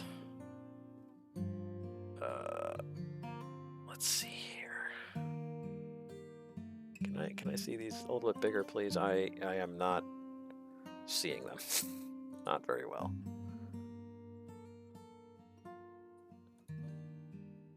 Oh, for Pete's sake.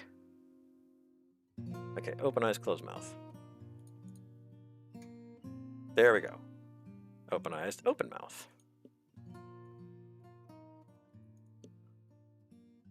Okay. That's not the right one. Open eyes, open mouth. There we go. Closed eyes, closed mouth. There we go. And it didn't do it. I have to do it twice for some reason. No, I lowered that one. Come on. The other ones are the same size. There we go. Closed eyes, and now closed eyes, open mouth.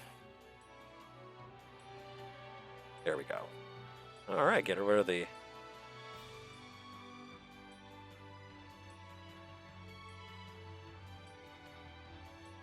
There we go. Much better.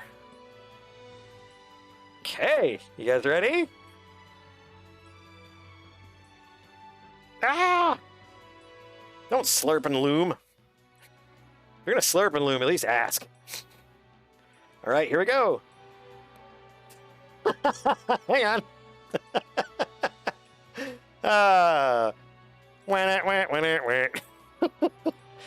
The chroma key.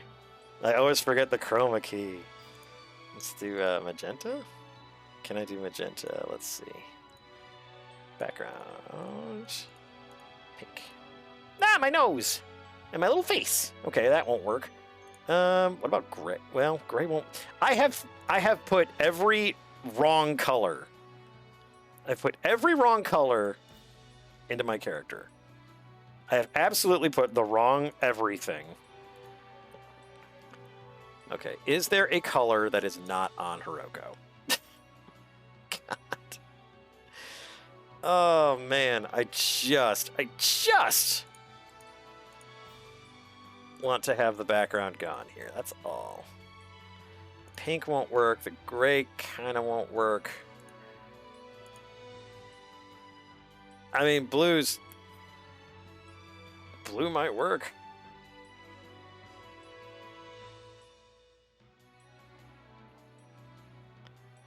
Is purple A? I suppose I should trust a chromatic dragon hydra. Let's try purple. Let's try a good old-fashioned deep purple. Can Viata Tube take it?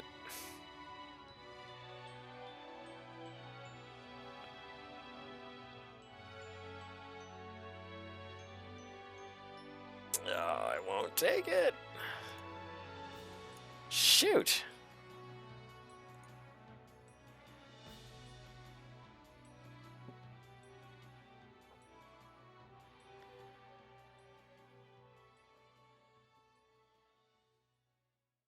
Well, darn it.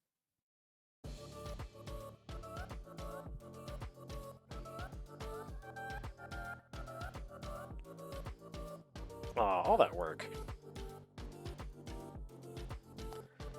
Oh, shucks. How about now? Well, my shirt's gone. I'm sure people enjoy that. Darn it.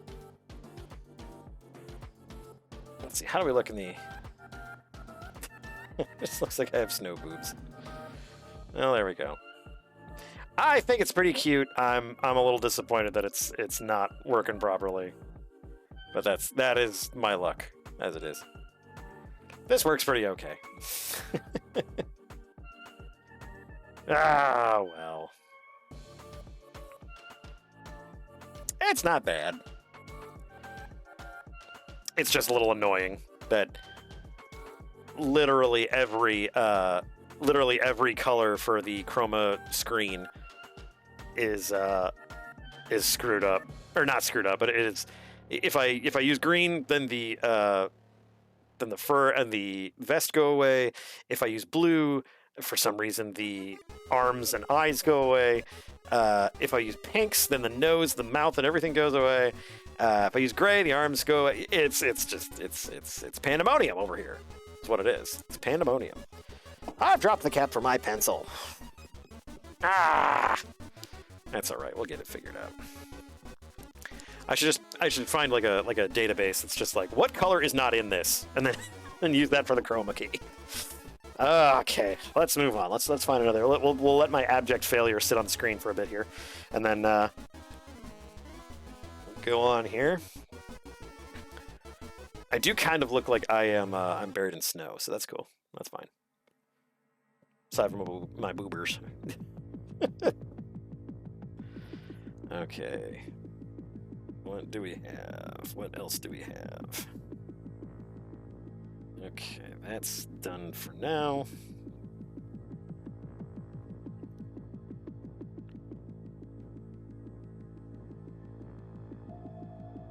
We did kind of want to redo this one a little bit.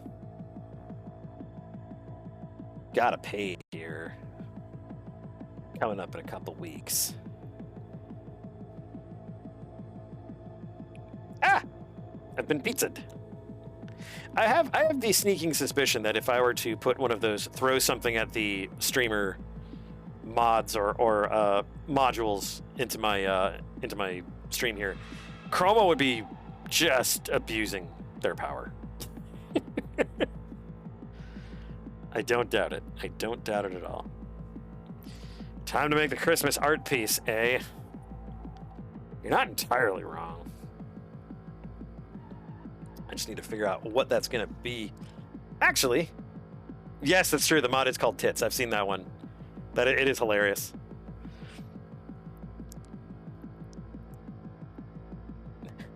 Oh, Chroma, are you saying you would abuse my tits? And just like that, he got banned off Twitch. That's true. That's true. And I doubt you could resist spending them immediately the moment you had the opportunity. Okay, hang on. Let's switch apps here real quick. I did have a holiday one that I was working on. Haha. I have two. One is more cheesecakey than the other. Far more cheesecakey than the other. So we'll do that. We'll do the cute one.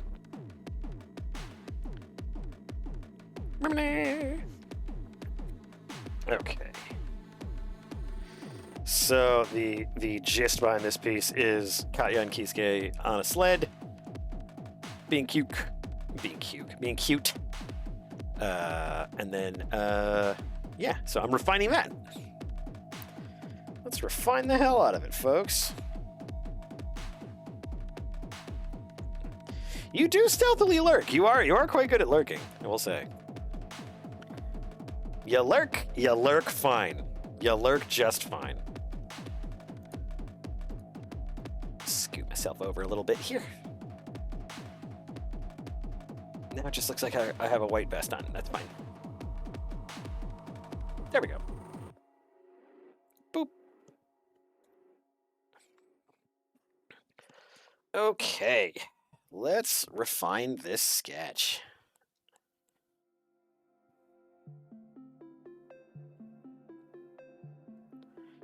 The other one I have is more saucy, but you can thank Black Fox for wanting to do the Christmas one.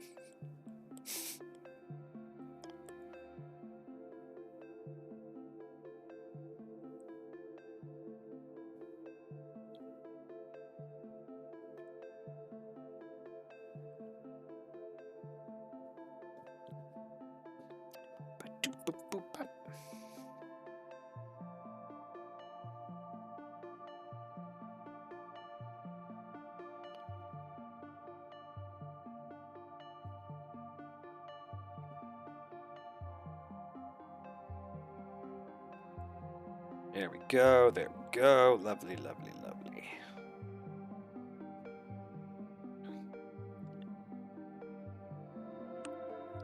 I believe the canon that I have for this is that Kisuke has never sledded before.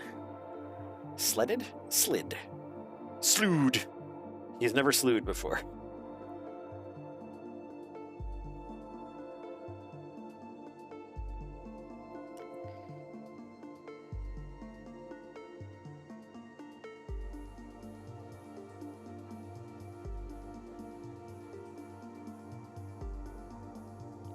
I like to imagine he's utterly I mean, he's very acrobatic. He's very jump oriented and flying around kind of guy. But put him on a speeding sled with Katya, and he's just he can't handle it.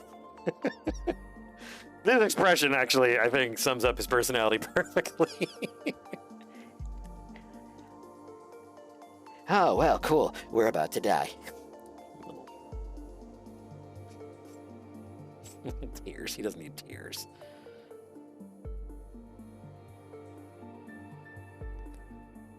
He has a big, thick muffler on.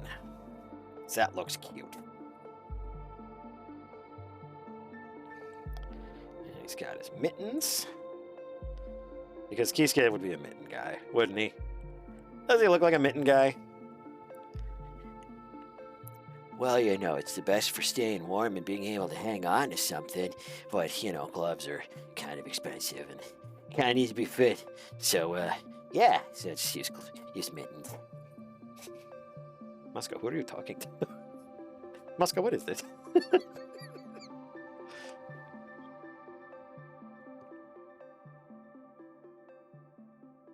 Yeah, Kisuke definitely looks like the, like a mitten guy. Not gonna lie, I do enjoy a good mitten. Mittens can be extremely nice. The only time I really don't like them is if I'm like working out in the cold, like if I'm shoveling or hiking or something like that. My hands get super sweaty if everyone's together in one pot. Everyone needs their own room.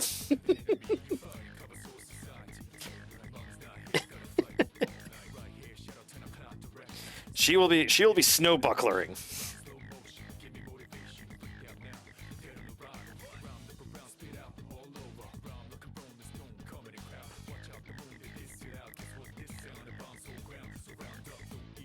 I do like the fact that Kisuke has pants that are super poofy, because then he like has built-in snow pants. So I don't have to draw snow pants. He already wears them.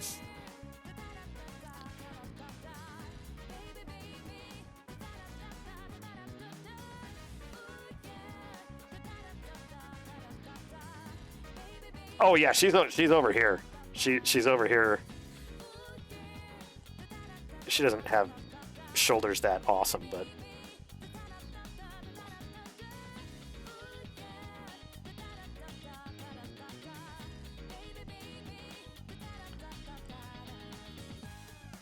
I should study some of Jib Cody's stuff, because Jib does some really cute snowboarding stuff.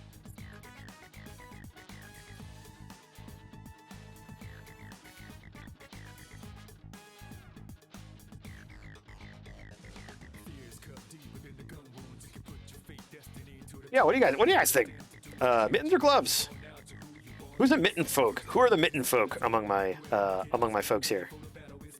I need to know my folks. Mitten folk, make yourselves known.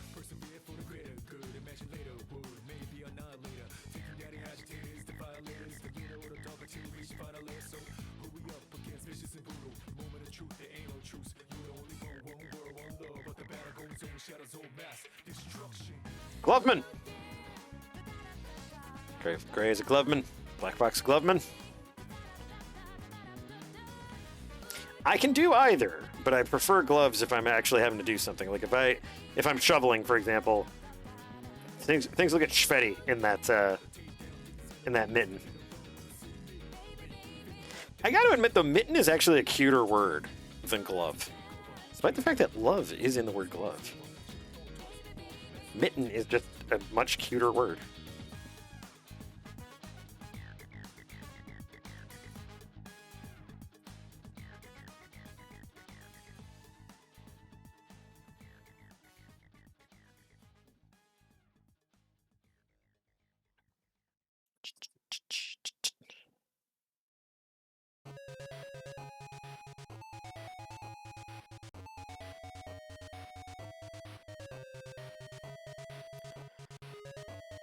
This expression on Katya's face is not nearly psychotic enough.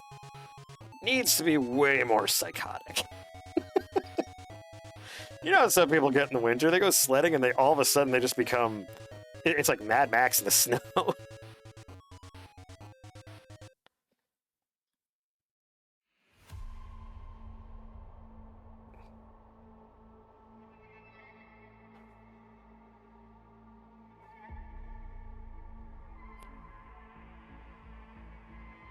Much more psychotic. In fact, maybe she's racing. Maybe she's racing Hiroko.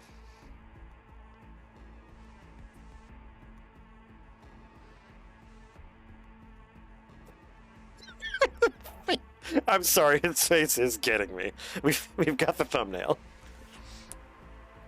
Yes, the misconception that snow fully mitigates tumble and fall damage. Yes, you're correct. There is a definite, especially among folk who do not spend their time often in the snowy climes.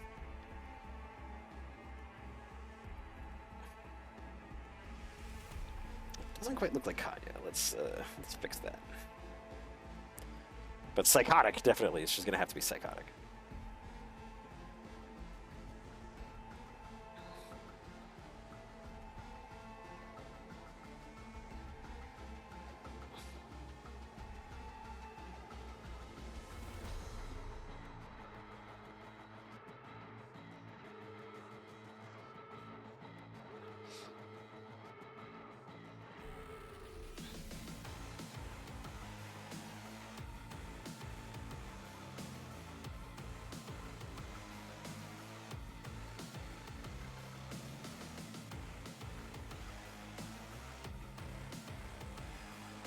Snow is trillions of small chunks of ice.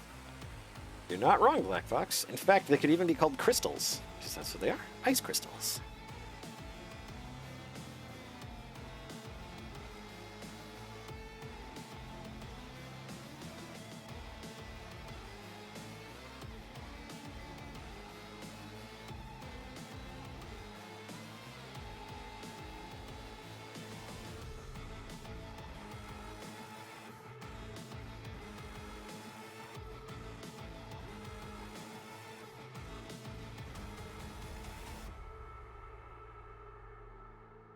Ice chunks. That really sounds more like frozen barf. Whoa, check it out. Ice chunks.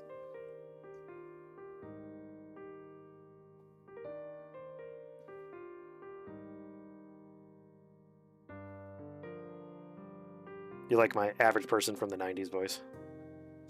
Hey man, what's shaking?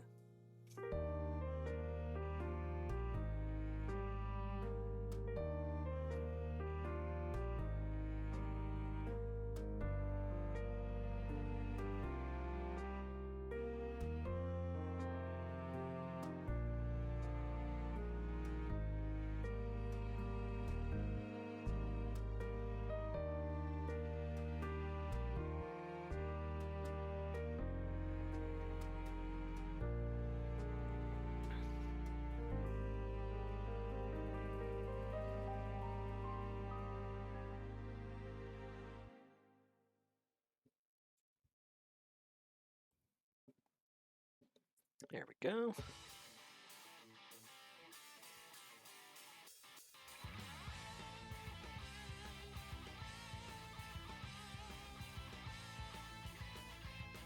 Mittens are also nice because they're easier to draw. Hello, the boy. You came over on this side. There's no camera. And there's your bed. There you go, puppy. It's a good boy. There's my good puppy. Okay, bye. I was just standing at the doorway like a doof. I can see your butt. I can see your booty. See? Roscoe booty.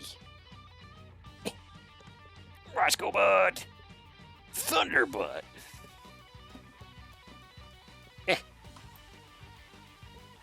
There we go. There's pretty boy. He's so pretty. He's a pretty bean.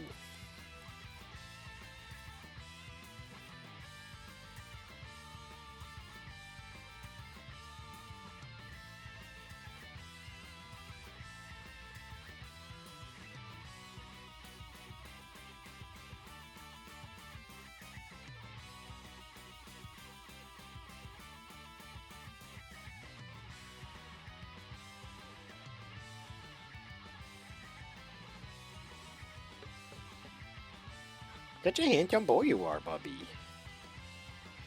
Roscoe got his third treatment today, or not today. This last week, and when he went into the vet, everyone knew him. He's kind of a local celebrity now, and he did terrible, but he did great. The treatment went fine. He hates it when people mess with his butt, and I don't blame him. But yeah, he did real good. He's been doing real good. We're real happy with how he's been doing. And he's being a sweet, lovey pup. I don't know why Katya has a baseball bat coming out of her ass, but here we go. Let's fix that up.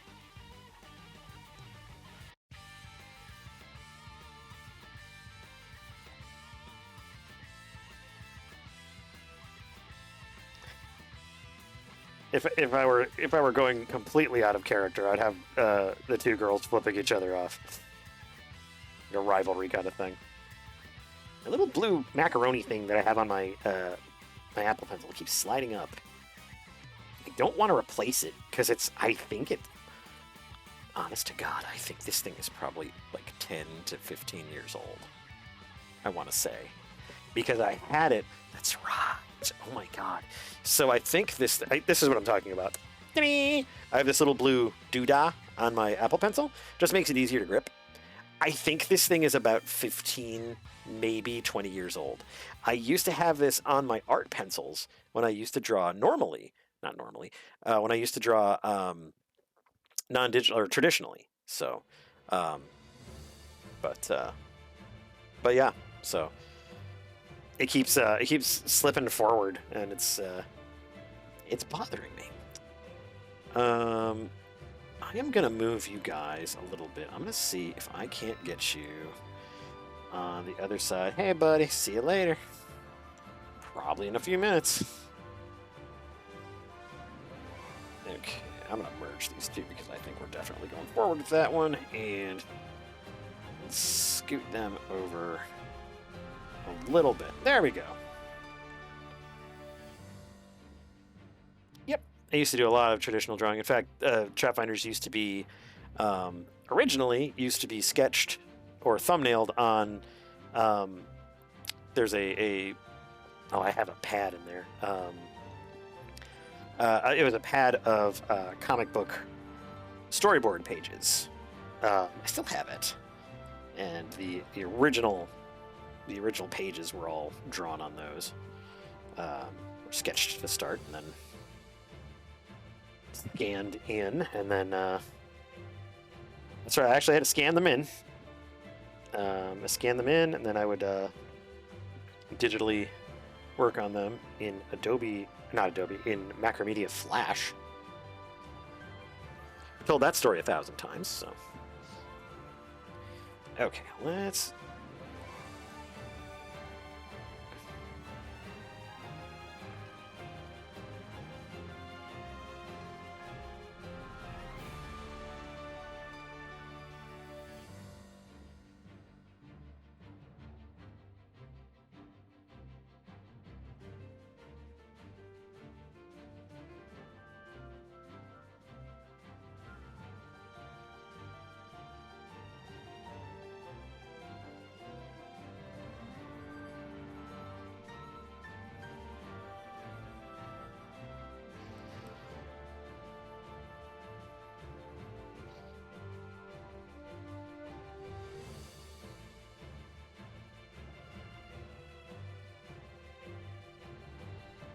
I'm not sure I know where the wow is coming from. Is that the how long I've had this freaking little blue macaroni thing? Oh yeah, Macromedia Flash.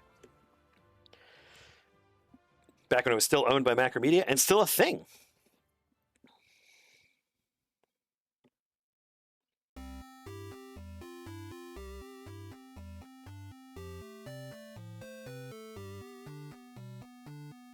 And y'all have Mrs. Zib to thank, actually.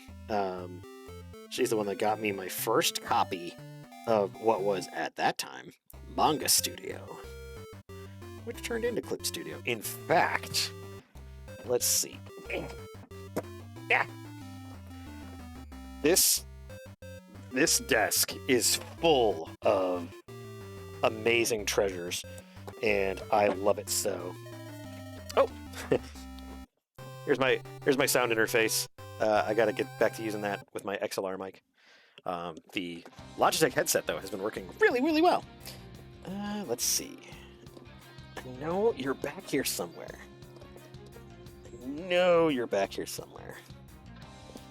Oh, gosh.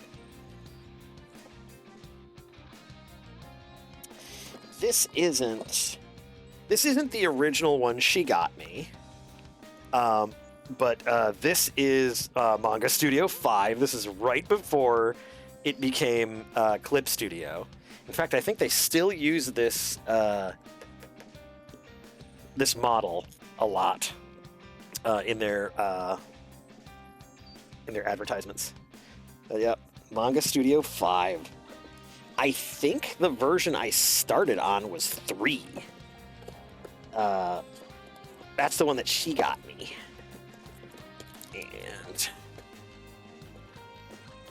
And the desk is just full of treasure. I love it. I love this desk. Oh, is it back there? I can't tell. Yeah. This is a classic style desk. So it is enormo, and it has huge drawers, and it holds so many treasures.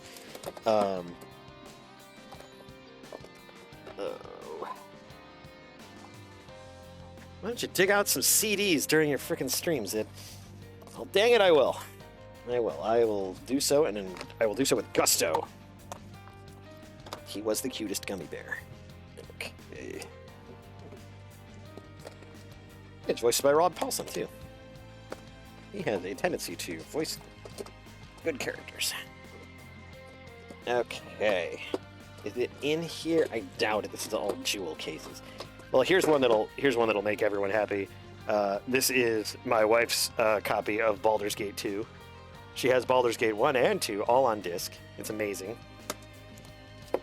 Needless to say, I spent some time cleaning when I first moved down here, and I was organizing all of her stuff because she totally asked me to do that, and she didn't, and I still feel bad. But I went through and found Baldur's Gate 2 and Baldur's Gate 1, and then I found a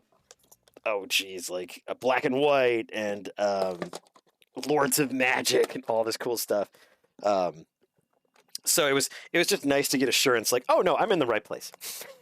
I'm exactly where I need to be. She actually came home from work. I was still looking for a job at the time when we first were together. I was still looking for a job when I first moved in, and I spent the day. I was like, well, I'm not gonna be a lazy jerk and not do anything. So I was like, I'll organize all her video games because that needed doing. And she came home and she's just like, did you alphabetize the games? I was like, yeah, I did. Her next question was, have you found a job yet? Oh, many, many years ago.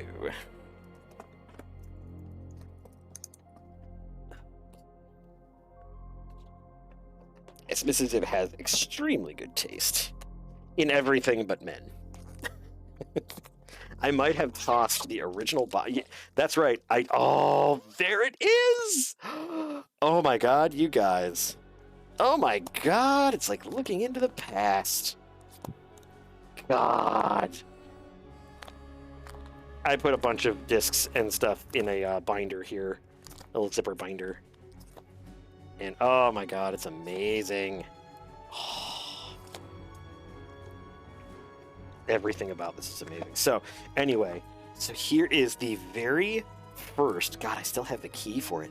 Here is the very first software that I got, which is Manga Studio 3. So yeah, Mrs. Zip got me this, and she got it for me, and she said, because I believe in you. So yeah, Manga Studio 3. So yeah, #1 fan, so I have to keep doing the comic now. And then of course, not to be outdone, here is Manga Studio 4. Manga Studio 4. And then there it is, Manga Studio 5. It's like a veritable it's a veritable museum of stuff. Oh, let's see. Oh, Autodesk Sketchbook 6.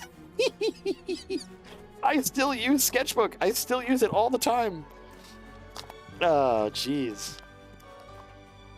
That's a nice little trip down memory lane, isn't it? Oh god, Hero Forge for my army lists for Hordes and War Machine. My god. You know what? I don't think it's in here. I think it's squirreled away somewhere else. But I think I have a copy of Bleem. And for those of you who know what Bleem is, that should give you all the indication you need to know that of where I come from and who I am as a person. Let's see. Oh, that's right. It didn't have a disc or anything, but I got it at GameStop. I got a steelbook for Axiom Verge for $1.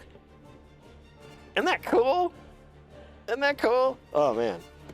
Oh, a physical disc. Yes, a ripped physical disc, but still a physical disc. None of these will work in any of my computers at this point because none of them have physical drives.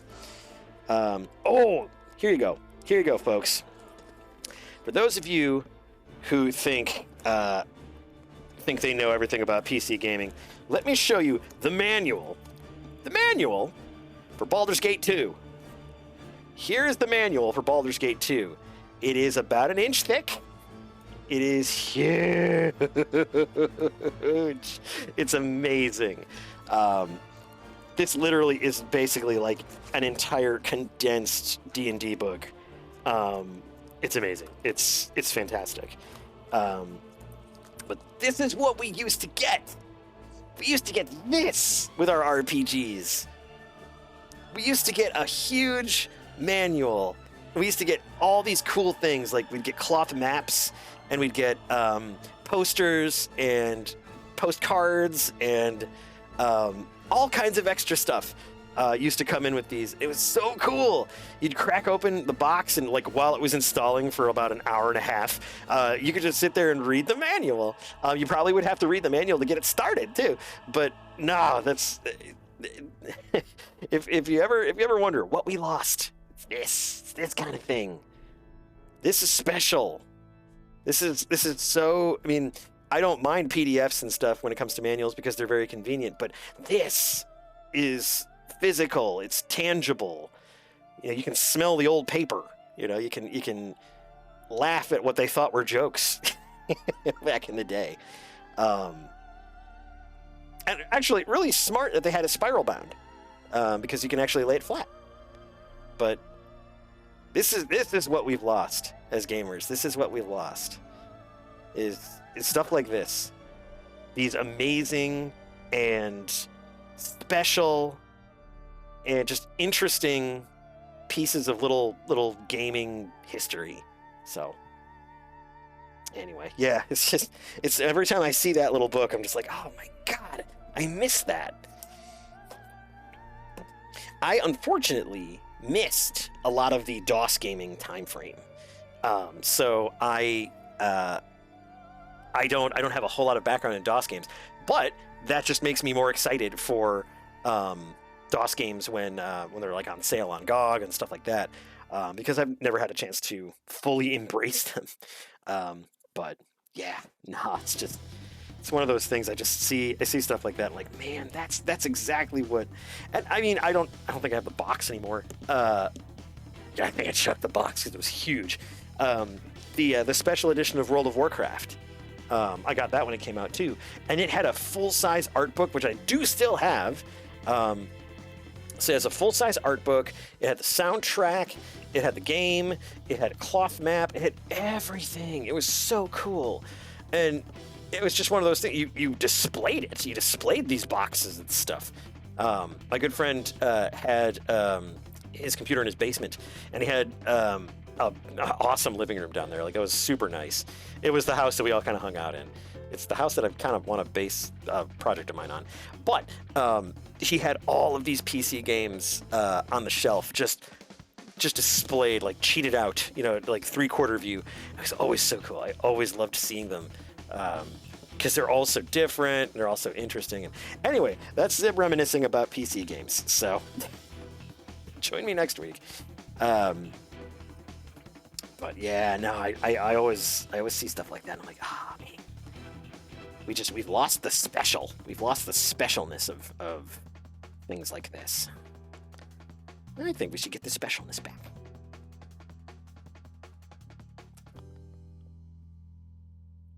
Echo Black Fox is like, that is smart.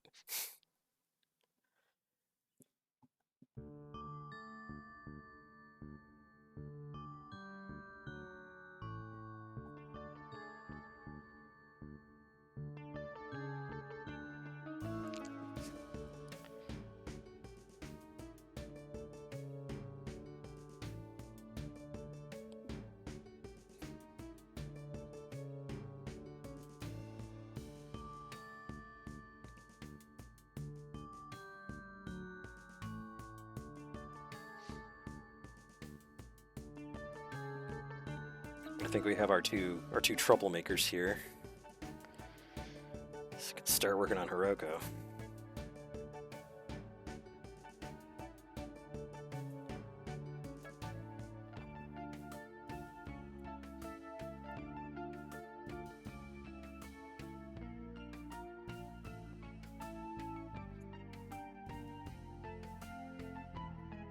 Telling you, man. That's what we've lost the way. I wouldn't say we've lost the way. It's just we've gotten so distracted from the cool parts of gaming that we can't quite account for the old stuff. We'll put that pose over here for right now.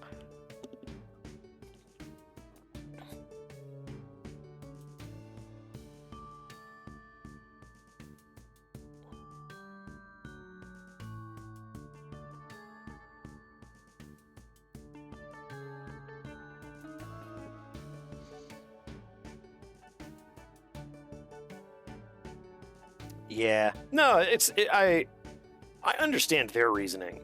I find it stupid, And if I was a major software company, maybe I would feel differently. But it's one of those things where it's just like, man,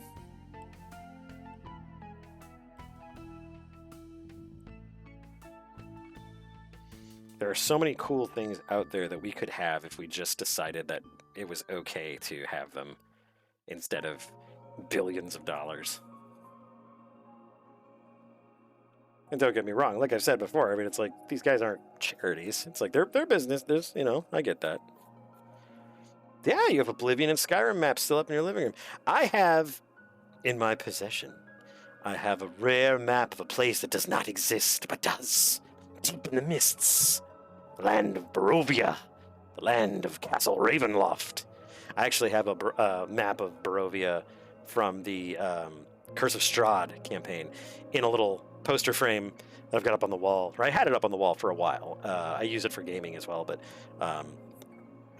but yeah, no, it's like that kind of stuff. That kind of stuff needs to come back with a vengeance. Mrs. Zib would love that. She's the biggest Skyrim fan in the world.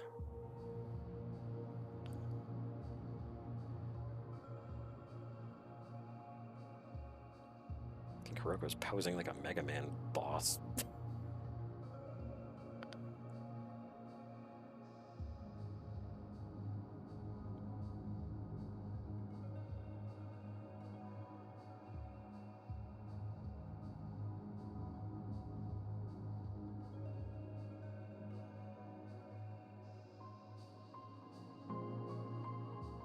Sorry, I went on a tangent there.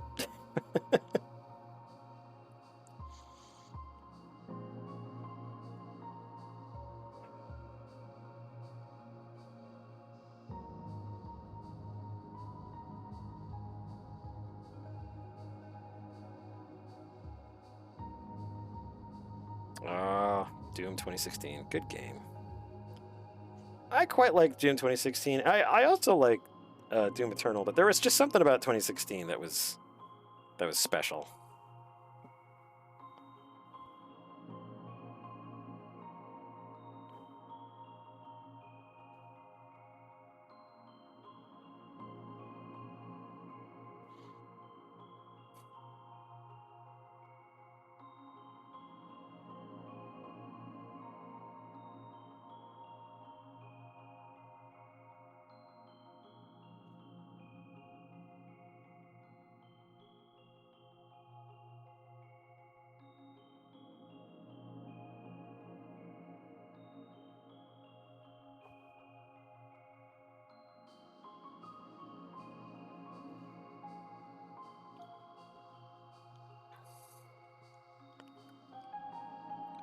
I fully expected them to not be able to make another Doom. Like, I thought it was one of those things where they're like, well, Doom 3 was kind of an abject failure and really pulled the brand away from stuff. And I don't know, I guess we'll just put this out and see what happens. And then it ended up being really, really passionately made, and the team behind it was really dedicated. So, I mean, it was good in that regard.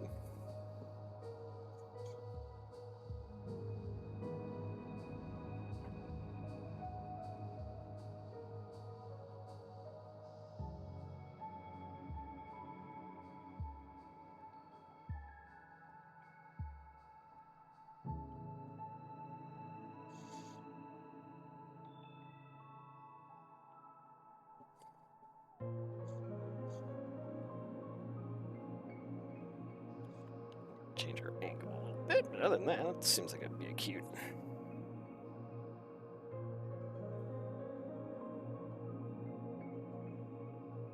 Yeah, I'll do that.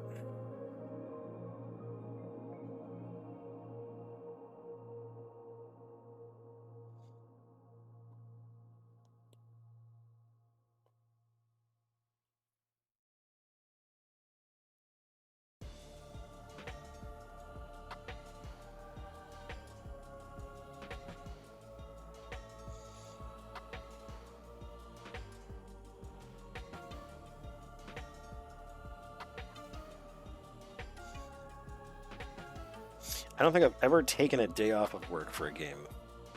Not that I'm that particularly dedicated to my work, but more that I just there hasn't been a game that pulled me away like that. I think once she got it, Mrs. Zib would have loved to have taken off work for Dragon Age, because holy shit, she loves Dragon Age. The first one, and the third one.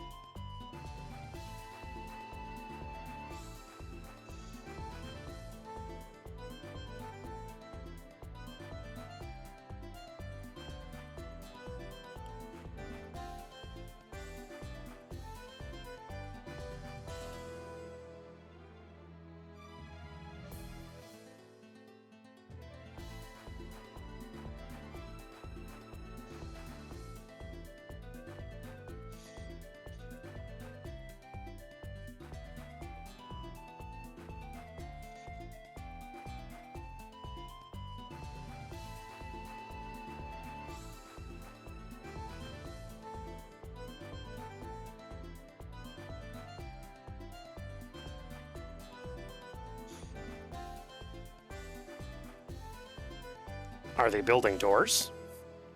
It's possible. They might be doorsmiths.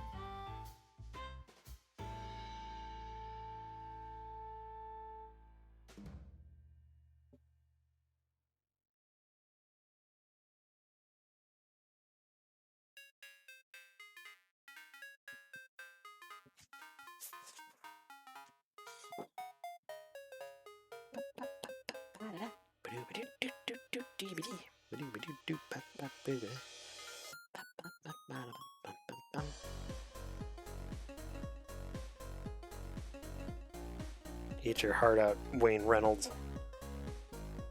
The big blocky boot. Shiroko would probably have some more. Ba-de-boo.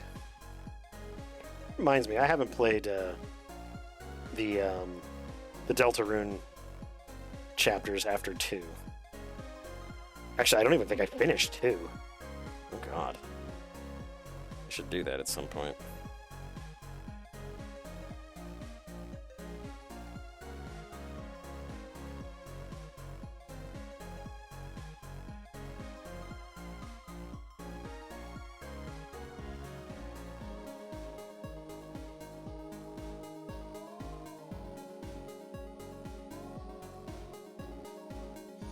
A heater shield here. Be more like a snowboard.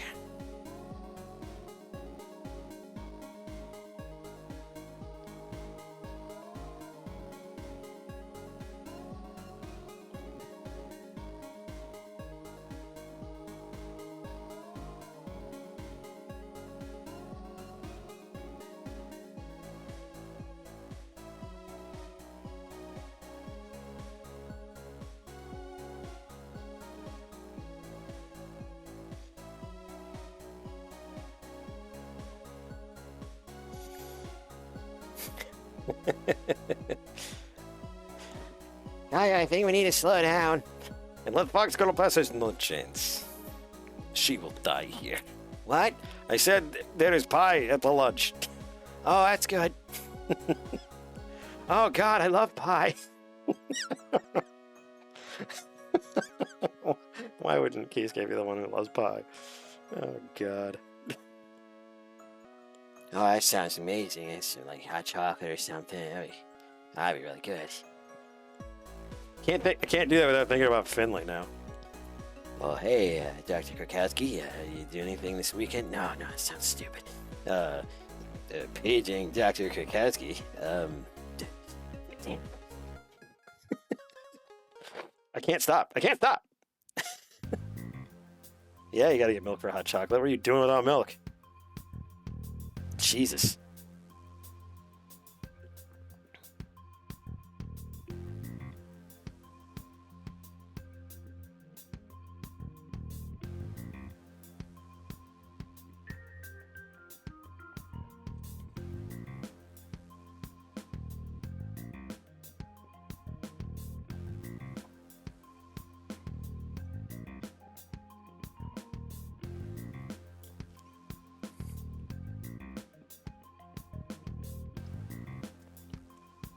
Ah, yes.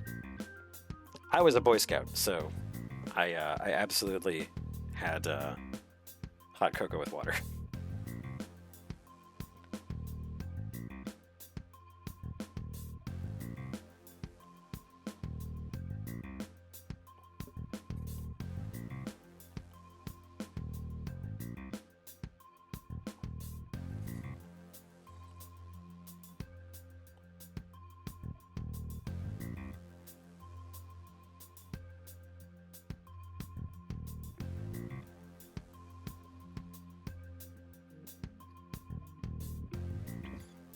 Oh, I can't go back. You're too fancy. Even heat up on the oh, wow, that's... I think me and Gray are going to have to huddle up on this one. No.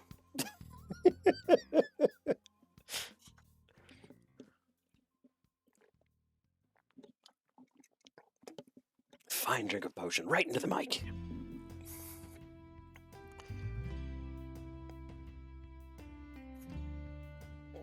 Well, I think this will be a fine Christmas piece.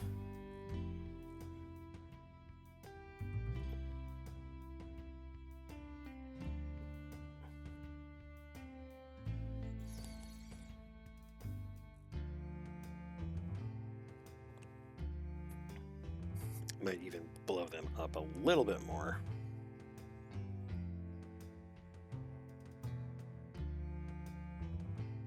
I like that steep angle. Gives more of an illusion for speed.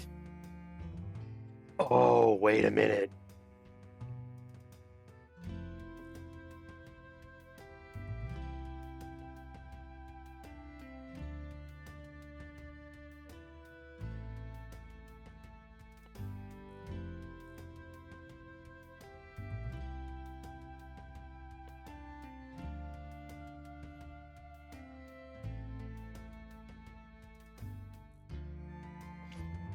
You don't have to do much coloring. Oh. Black Fox, if you only knew. The thing about snow is that even in real life, snow has a lot of blue in it. There we go. Yeah. All our heroes.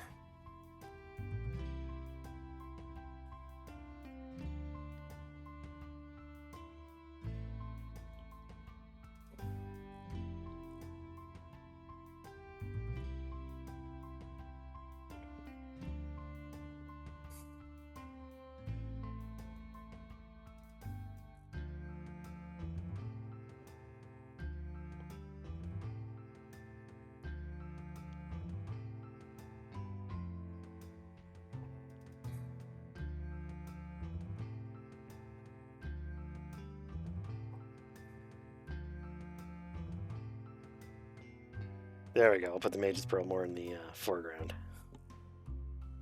I put him there. I put him up there. I kind of like having him up here.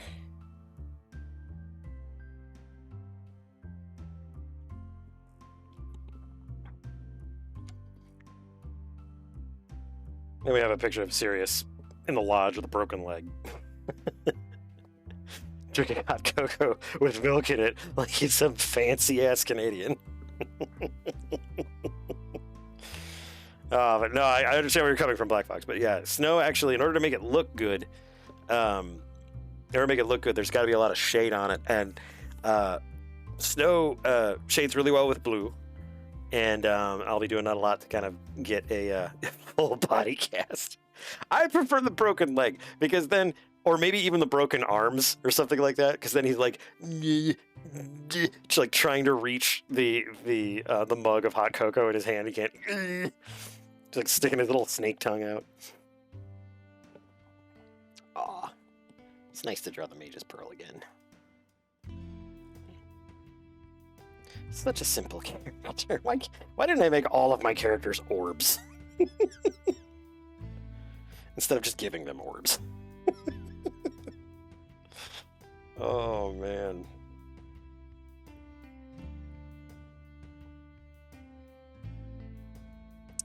I mean, well, you're not wrong. You're not wrong. I got over Chibi. At least I got over like 3 head height Chibi.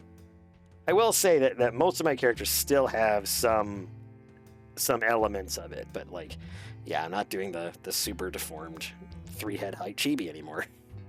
What of it?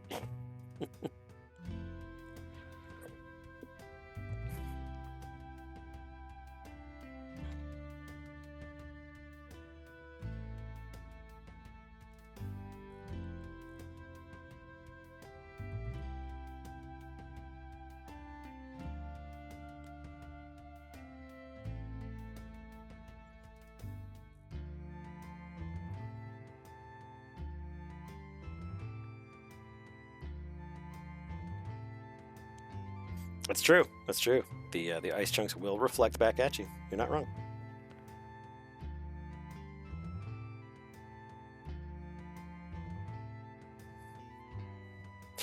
It's like part of me just wants to put like an arrow that just says like Sled Master. Like Sled Virgin.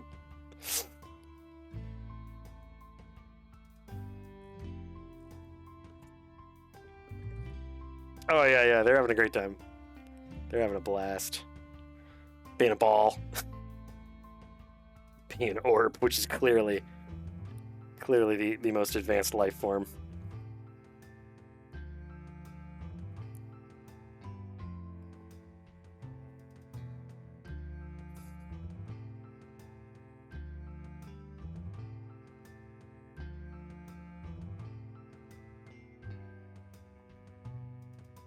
Oops. I'm gonna keep adding detail to this and make it frickin' impossible to finish.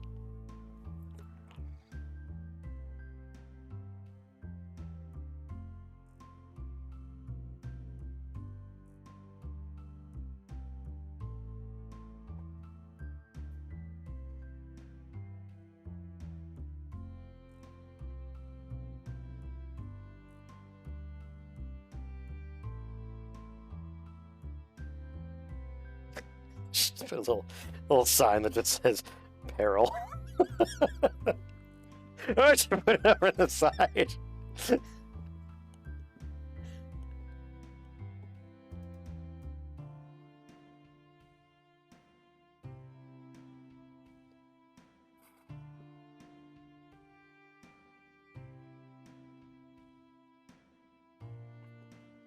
Peril.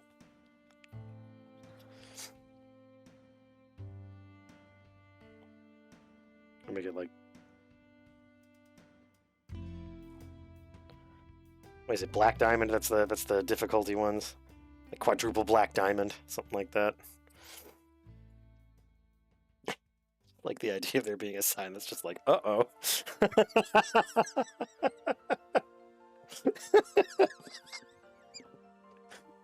It's not even descriptive. It's not even like telling you what it is. Just like, uh-oh.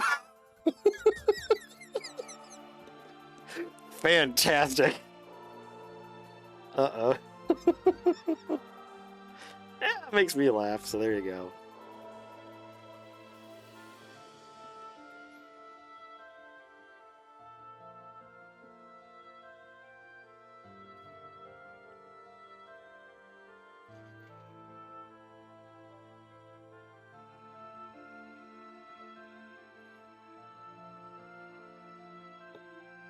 Oh man, I'm excited to do that. That's gonna be cool. Slam cut to 2 days later. I hate this piece so much. No, it's not overly complicated. I don't think so. I think it'll just take a minute with all the characters. I very rarely draw a piece that has all of the characters in it. So, uh-oh. Why is it funny? It just is. Uh-oh.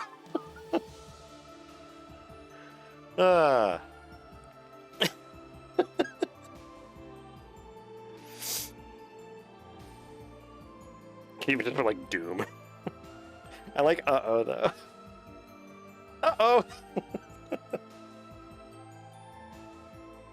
That I think when it first came out, when I saw Aladdin for the first time, there's at one point where he says something like, I'm in trouble, and it made me lose my shit. It was so funny.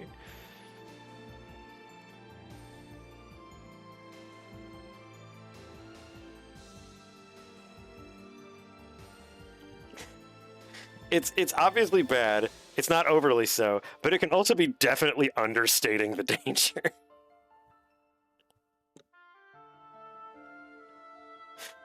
It's like you just get a sign that points to Walter White that says, uh-oh. It's like... Oh, damn. Oh, man, I had fun with that. That's great. That is awesome. We got all the pine trees back here. What is a sledding hill without a ton of trees to avoid? It's like Gray said, Mage's Pearl having the time of their life over here.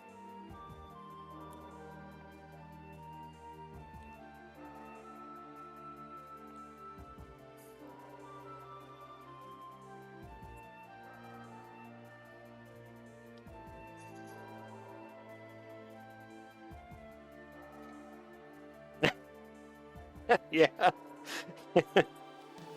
It'd be something like,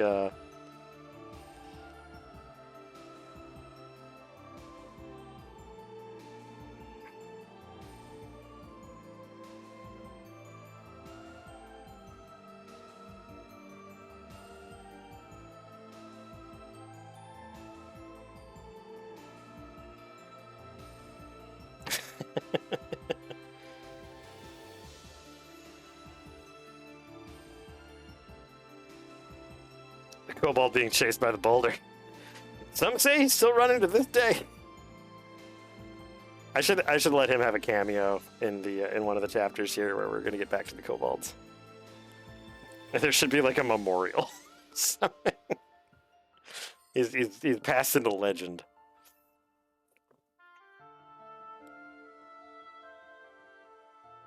Oh, this is great. This looks awesome. I'm super happy. I'm excited for this. Time. Merry Christmas. There, we'll just take that.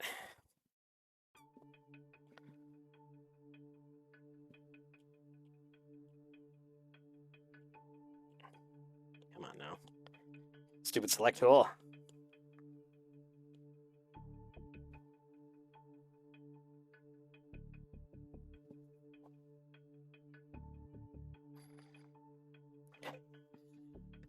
Actually, if I recall correctly, Chapter 2 was sometime in like 2011, maybe 2012.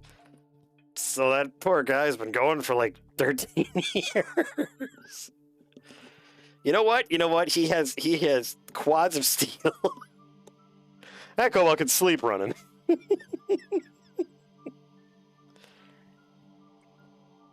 Nah. When he gets tired, he just uses his tail. He just rolls. 2012. 13 years of running. God bless you, friggin' boulder kobold. Boulder bald. Kobolder.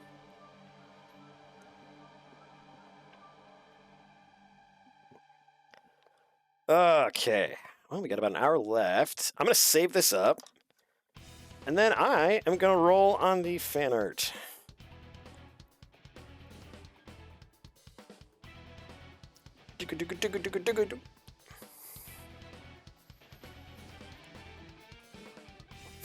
Nobody stopped the boulder because they're curious to see how long he can keep going. Yeah, exactly. Want to know how long that kobold can keep running.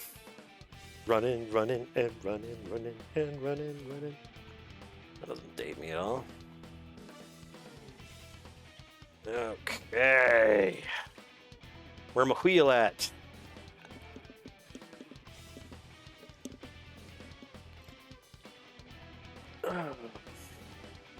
What was it named again?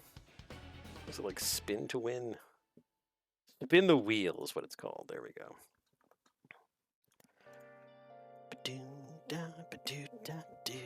Oh, the perfect. I love this song. Okay, there you are. Ba-doo-da-doo.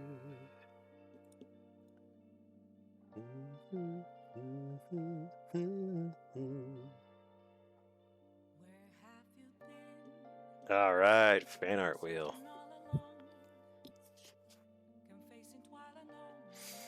This is such a good rainy day, like lazy song. It's a good afterglow song. It's good in general. It's just a great song.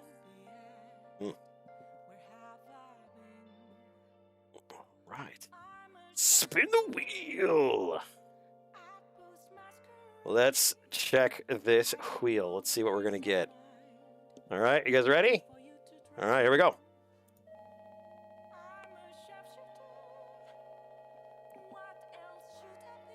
Where will it stop? Where will it stop? What are we going to get? What are we going to get? Oh, Mew from Star Fox 2. Okay. Big fan. Big fan. Okay. Gonna hide that slice for later so we don't run into it again. All right. Well done, Spin the Wheel. All right, give me a minute. Let me get some. God, I've tried drawing her before, and I have needed copious amounts of reference because of her freaking. What is it? Her pattern, her fur pattern. There we go. Same thing with Master Tigress. There's so little art of her. Okay, so there's her official sprite. Okay, so we've got our official sprite. And, oh god, there was a really good one. I wish I could remember the artist. It was a Japanese artist. And it was like just a really good overview of the character in the same kind of vein as the original outfit. Oh, Raziel 3025 did a really nice version of those two. Not quite what I'm looking for, but that is really nice. Raziel 3025 if you're looking at for him. Oh, come on. I don't want to go to Tumblr.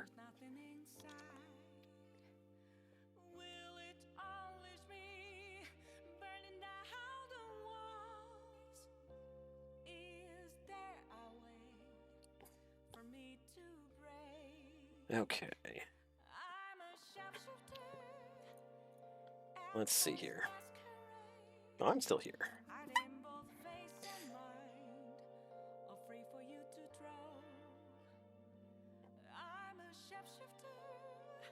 Yeah, there's some artist that did a really, really good,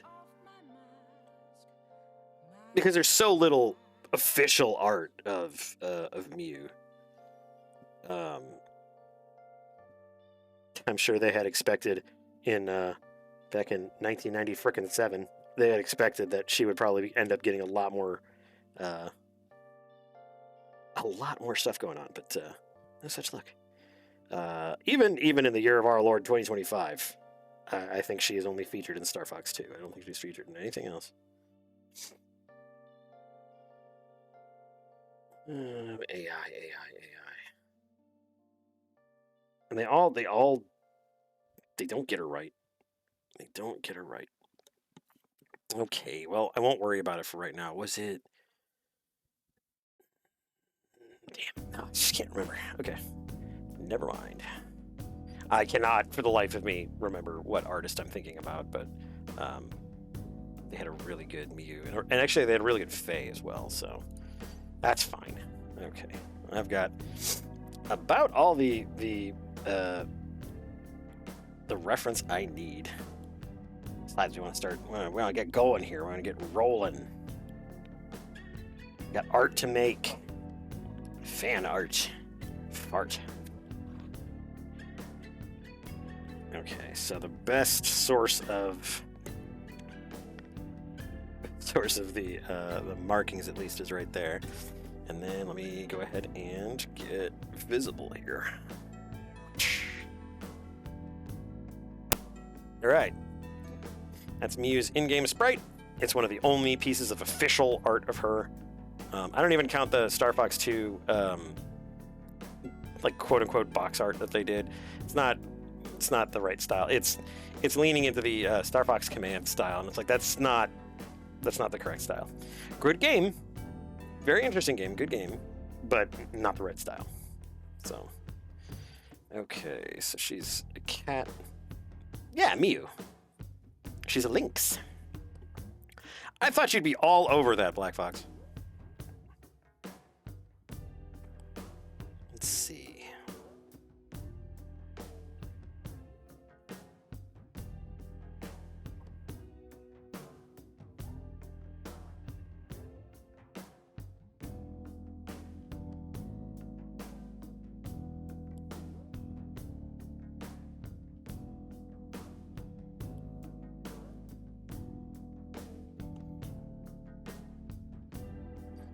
for some reason I got the image of her stepping into an R-Wing.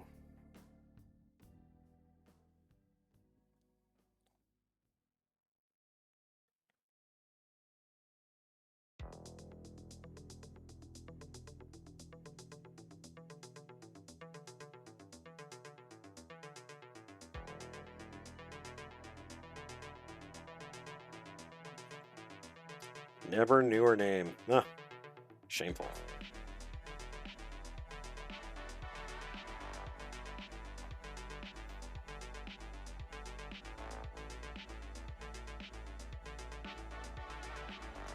Ears taper into more of an A shape.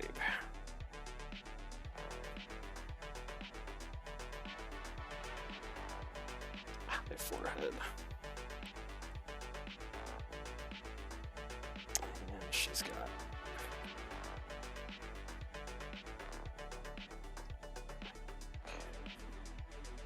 markings kind of also work as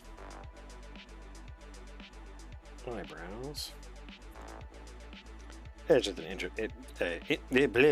sorry, the Vicodin's wearing off. Just a preliminary sketch.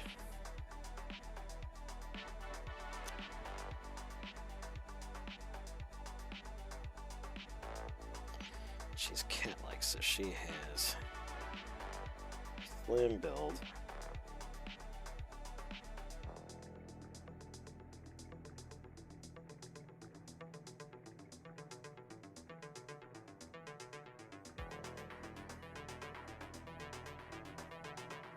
It looks like the most uncomfortable way to get into an R-Wing. Let me put you on your own layer, and then I'll back you off here. Oh, man. This is where all the preliminaries come from, though. This is where all the stuff comes from.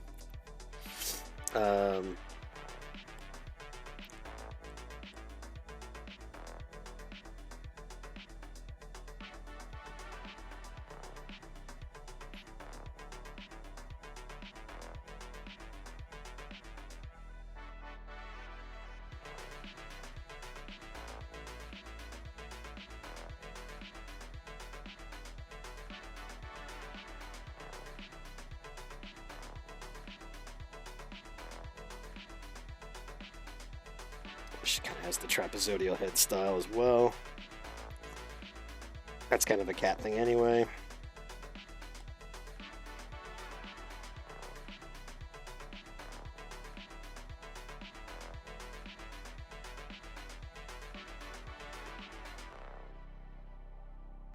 She's got them big eyelashes, don't she?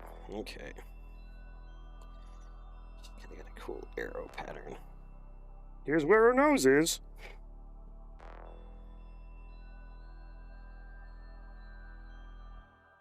Cool little hook.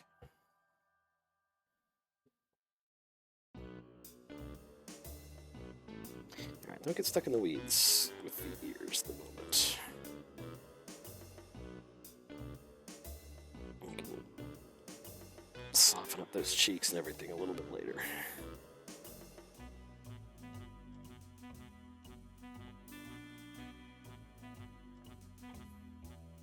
And see, she's got the red neckerchief. So there's a couple of different ways we could go about it. I know Fox has the red neckerchief. Actually, I don't think that's a neckerchief. I think that's just a uniform. I think it's just a uniform collar. Oh, interesting. And she's got. Oh, cool. She does not believe in sleeves, at least from what I could tell.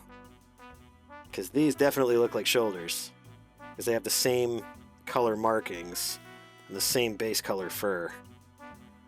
This girl got a tank top crop jacket. Is there a comfortable way to get into an R-Wing? I mean, everyone but Slippy knows how. Yeah, that is definitely a vest. I don't know why I was armless crop jacket. It's a fucking vest, Zib. You have a cousin named Vest. Don't ask.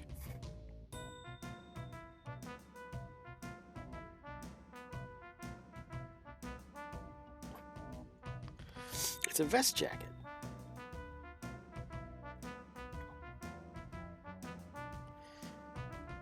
Okay. What can we do that actually looks cool and doesn't make me look like an idiot? First, let's get that hoop earring in there. It's sexy. There we go.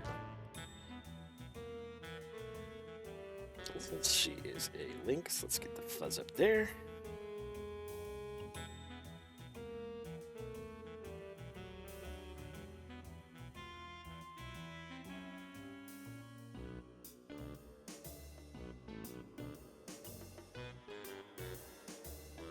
Let's get her neck, chest, shoulders.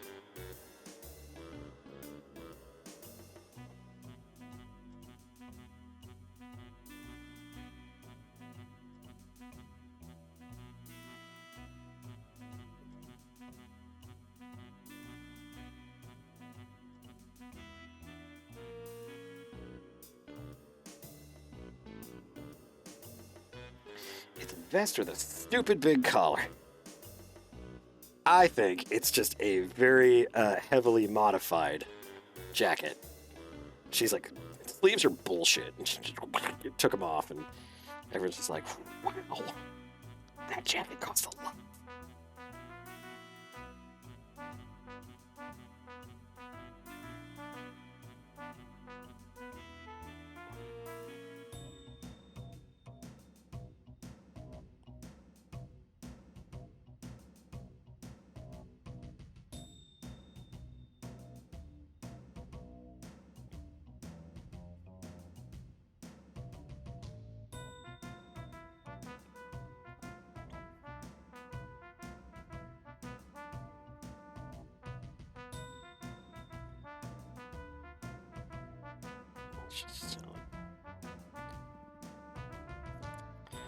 What's she doing?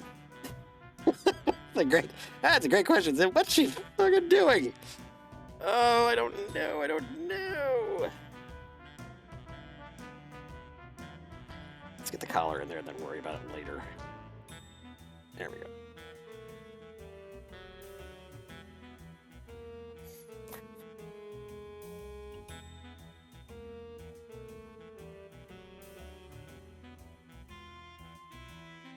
I still think it is unreasonably cropped. Because that is how the Star Fox team operates. They do not have jackets that cover their entire torsos. No, sir or ma'am. And she is a cat, so she would likely be slighter build.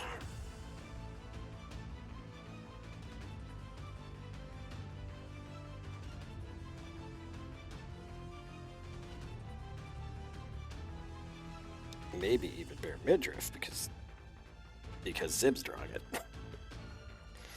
Leaning on a bar top. There we go. There we go. I can always turn to gray.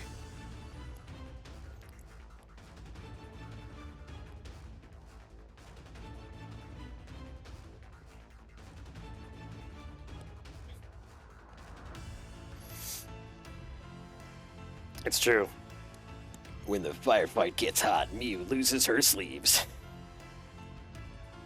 Of course, she still has the Star Fox regulation fingerless gloves because why not? She's the only member of the crew that doesn't like playing with the boys from Top Gun.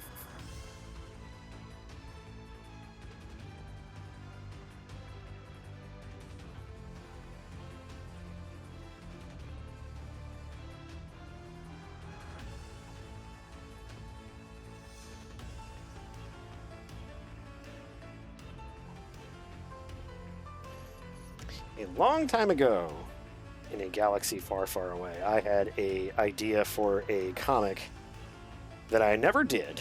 It was before I even really got into comics as a whole. I actually will be stealing some of that for Trapfinders, if not other projects. But yeah, I had played with that same idea. Inside mechs, it gets very, very hot.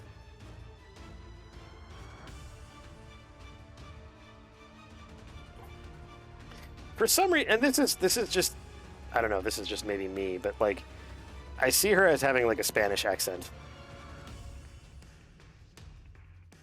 She just looks sassy. Like, in the best way possible.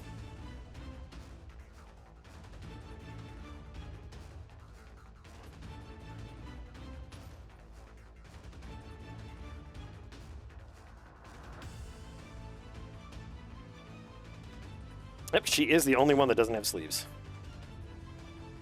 Even Falco has sleeves. That's because he has big, dumb bird arms.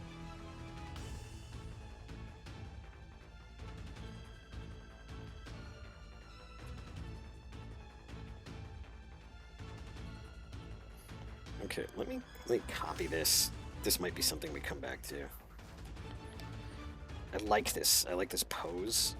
I want to use it.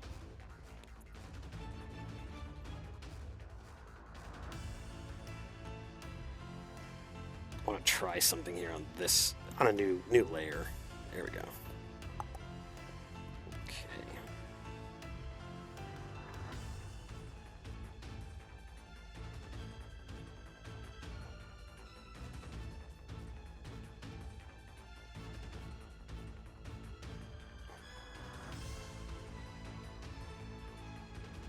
Okay, let's just take the head. I'm very happy with, so I want to keep that.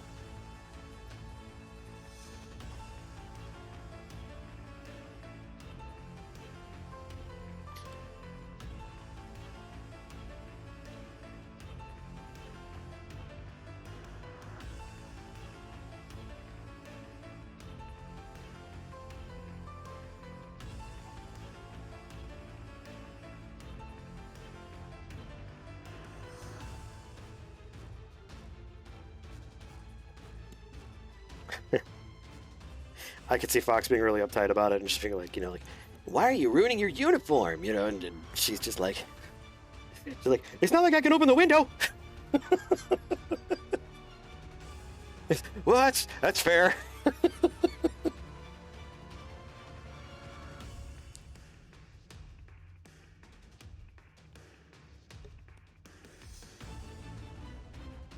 For some reason, call me crazy if this looks stupid.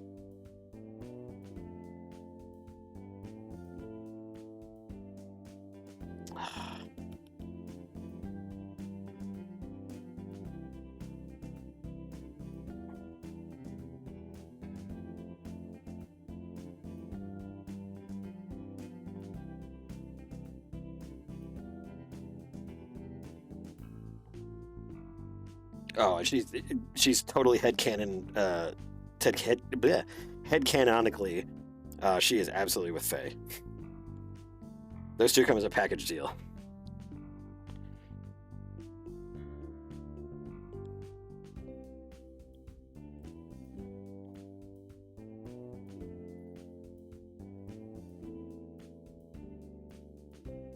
Hello, Boobadoo.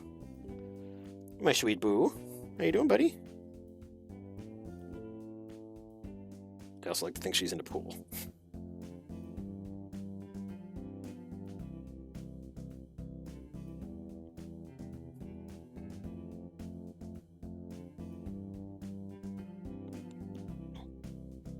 It's not like I could open the window. That's fair. Please don't leave. Why are you so intent on keeping us here? It's a real sausage fest without you guys here.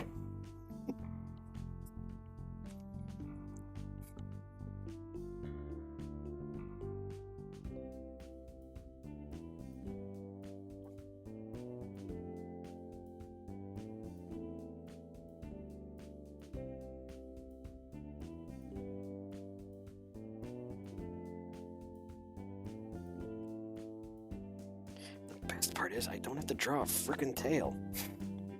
It's actually the worst part because I would much rather draw a tail. So the pool cue needs to be further. She needs to be further up. She needs to be further up the pool cue. Whoop. There we go. We can't train anyone else fast enough. Also, boobs. Don't know why I'm defaulting to Keyscape for everything, but you know, it's kind of how this is. And they do not have robot feet, they just have fancy boots. They do not subscribe to the idea of them being amputees. I think that's weird. That's super weird and makes me upset. Because what if they get up in the middle of the night and they have to go to the bathroom? Do they just like hobble down the hall? Like, what do they do? You know, that's not cool.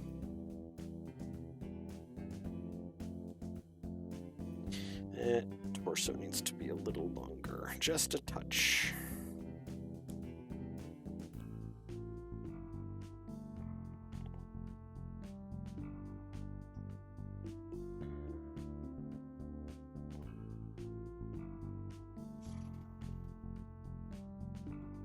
Okay, her rib cage comes to here, because that's where girl rib cage goes to. Her tummy. Hip number 1 and hip number 2.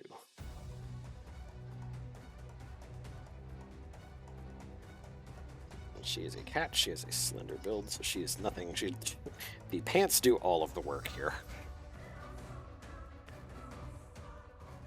Yep, fancy combat boots. Her head needs to shrink a little bit, just a tad.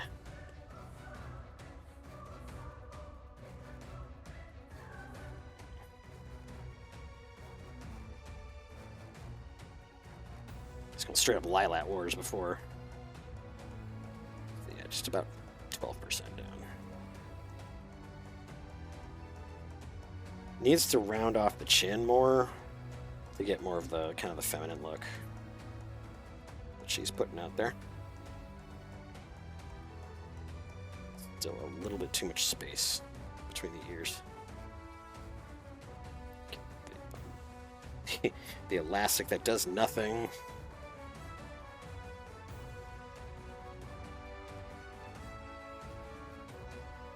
I think she just has a red, kind of like Falco, she just has a red uniform, sleeveless uniform.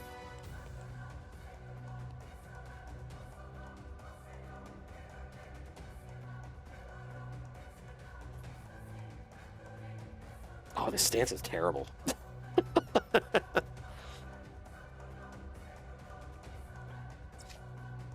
Well, like real prosthetics, Black Fox, they are attached to ports that are in the body, so they actually are removable. Granted, I mean, they're cybernetics, so yeah, that's a technology we don't have, so science fiction-wise. Ah, God, her stance sucks. Okay. And I've wasted 26 minutes on a picture I don't like. That is how I operate, unfortunately.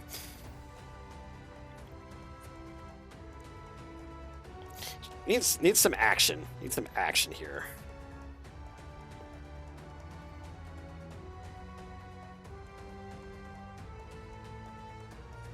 Let's get some blaster. She strikes me as one of those multi-hires, so she's like part ground troop, part pilot.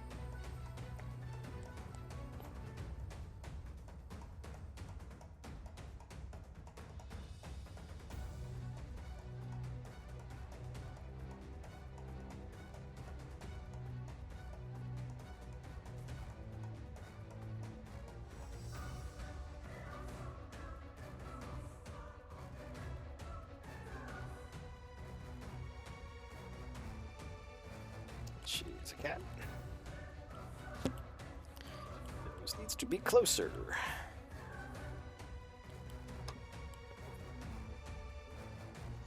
Yeah, I mean, that is absolutely how art goes. Mrs. Ib and I both completely follow the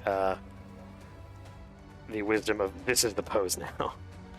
If you've ever seen This Is the Pose Now, you understand exactly. I mean, Gray, for you, the analogy would absolutely be this is the page now.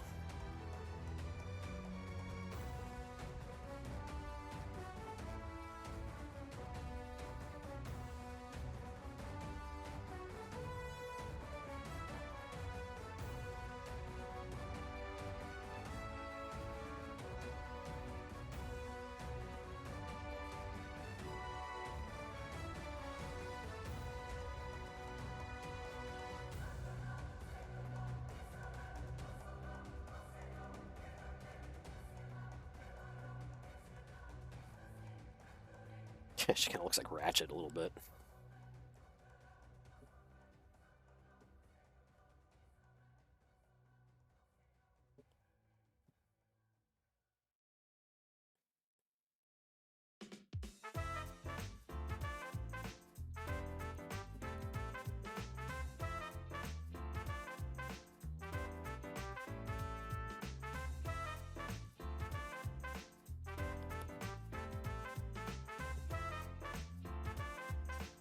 I like that you guys let me try stuff. Ah! That's not what I wanted. There. That's better. Let's get that body figured out. Okay, I'd say she's pretty slight aside from her shoulders. I think she's kind of got strong shoulders.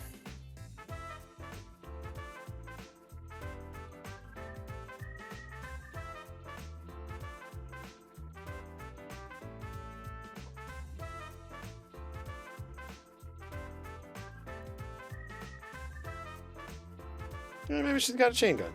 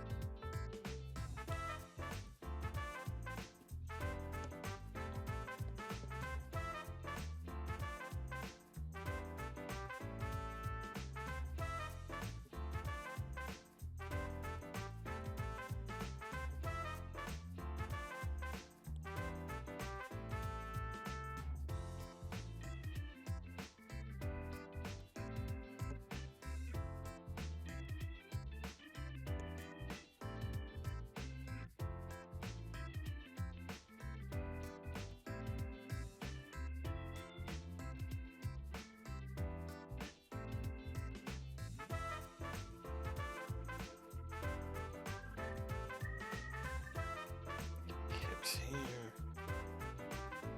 Just gonna turn it away. She's going like 5 different directions. Come on, Zib.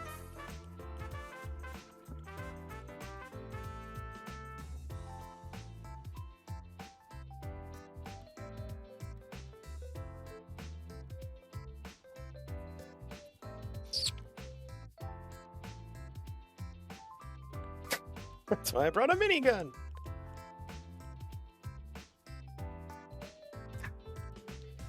It's hard because I do like Miyu as a character quite a bit. I want to do something.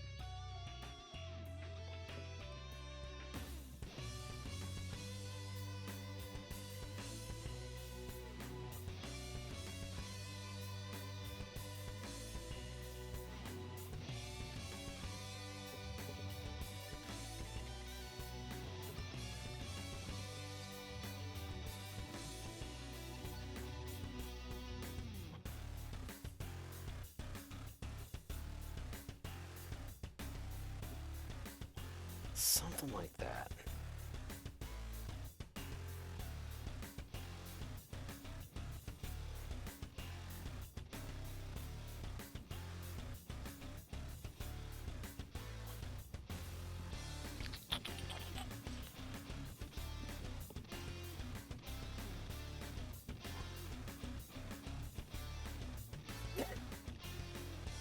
Panther Carosso.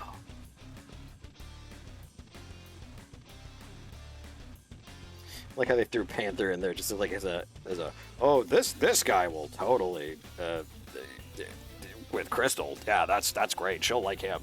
No.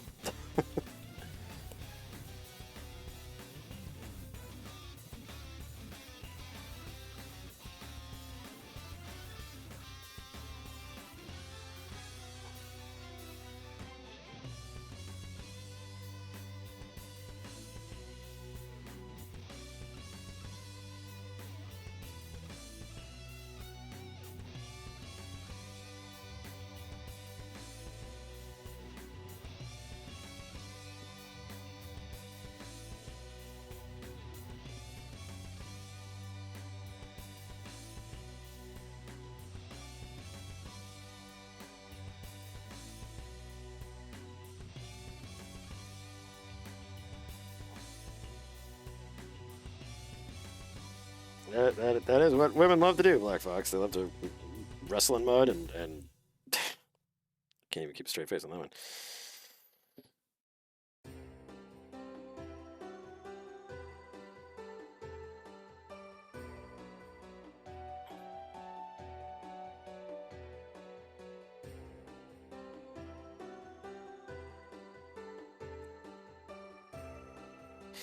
I think Miyu strikes me as the one character that would flip off guys that she shot down. I don't know why. She just seems like she's much sassier than the average Star Fox character.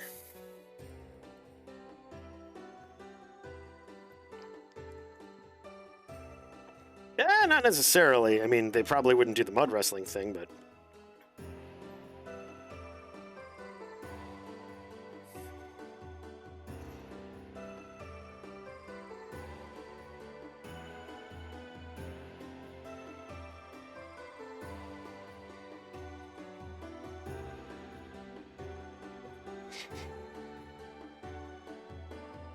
I'm just sitting here thinking, Gray's probably like, why the fuck is she flipping him off with the control, with the actual yoke hand? She should be flipping him off with the throttle hand, otherwise she's gonna lose fucking control.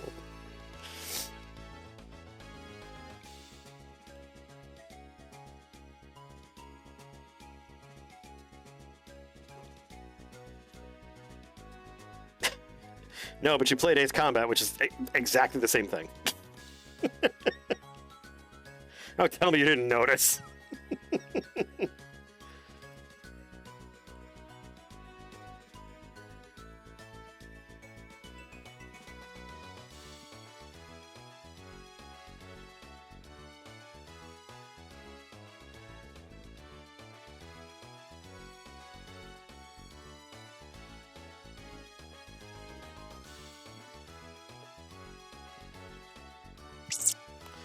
Dang. Dang, dang, dang. It's just not coming. It's not coming. It feels like I'm forcing it.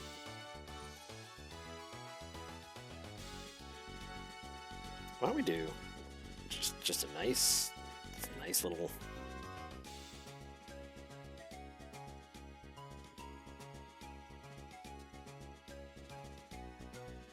Well, I mean, yeah, I mean, throttle or yoke, really.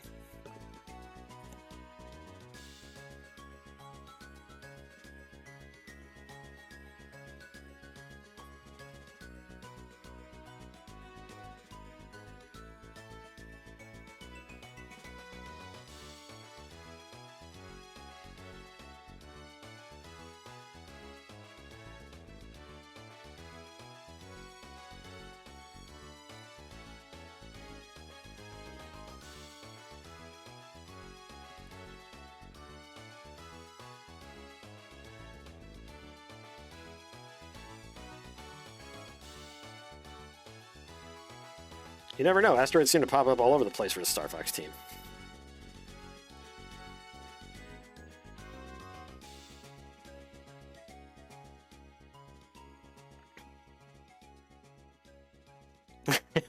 See, they seem to anyway.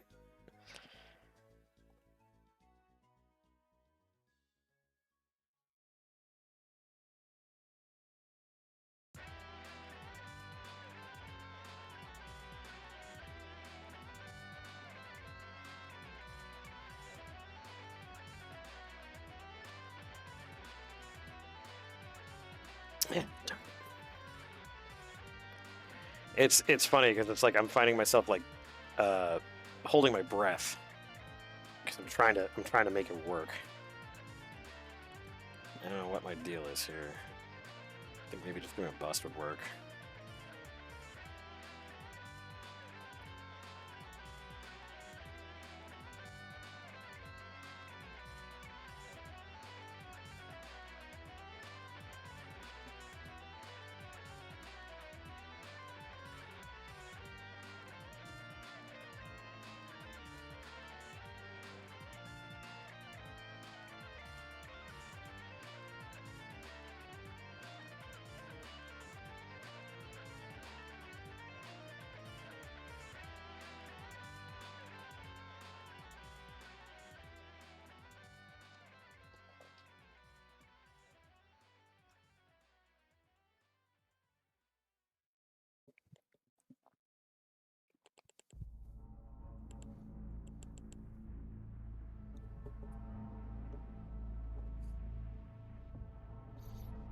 Pretty much, I would say that's definitely true.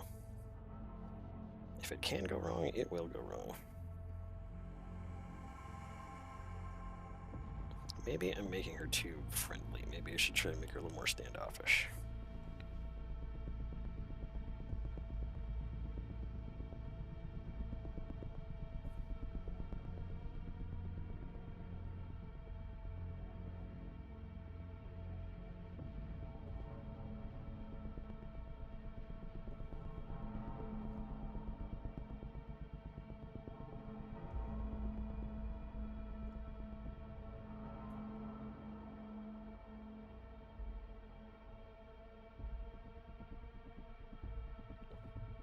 She kind of has Klonoa ears, a little bit.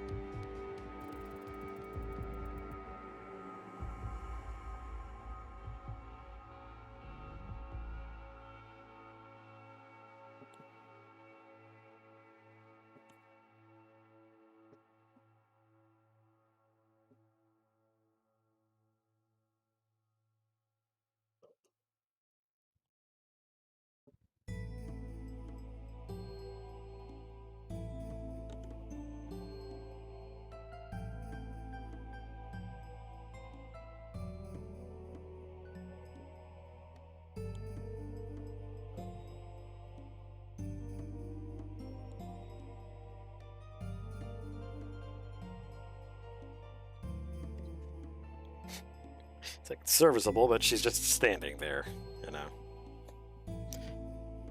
Oh, gosh.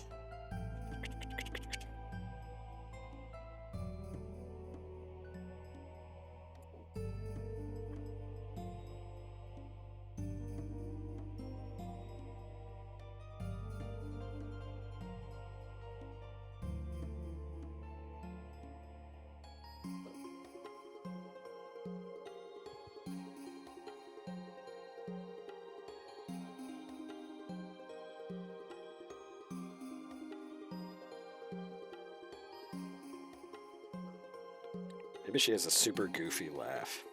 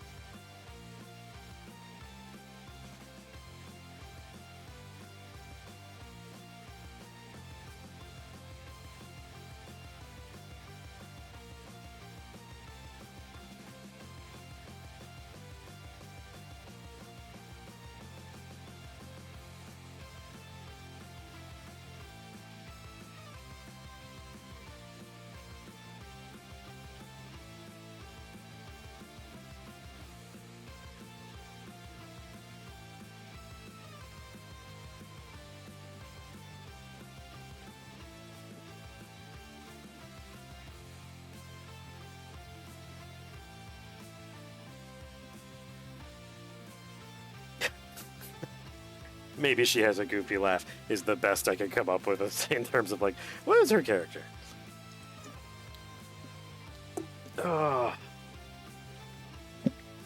Having met a one of my a good friend, having met a girl from Spain, I see her as being a very fiery Latina. For some reason, I don't know why.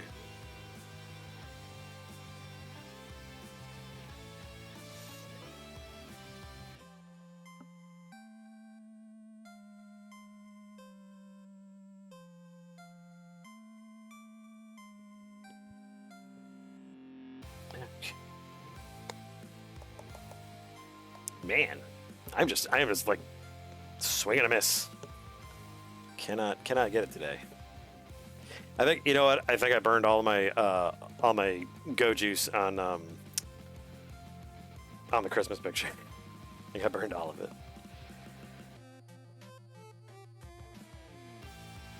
She definitely has like the trapezoid head. The chin is much more rounded off.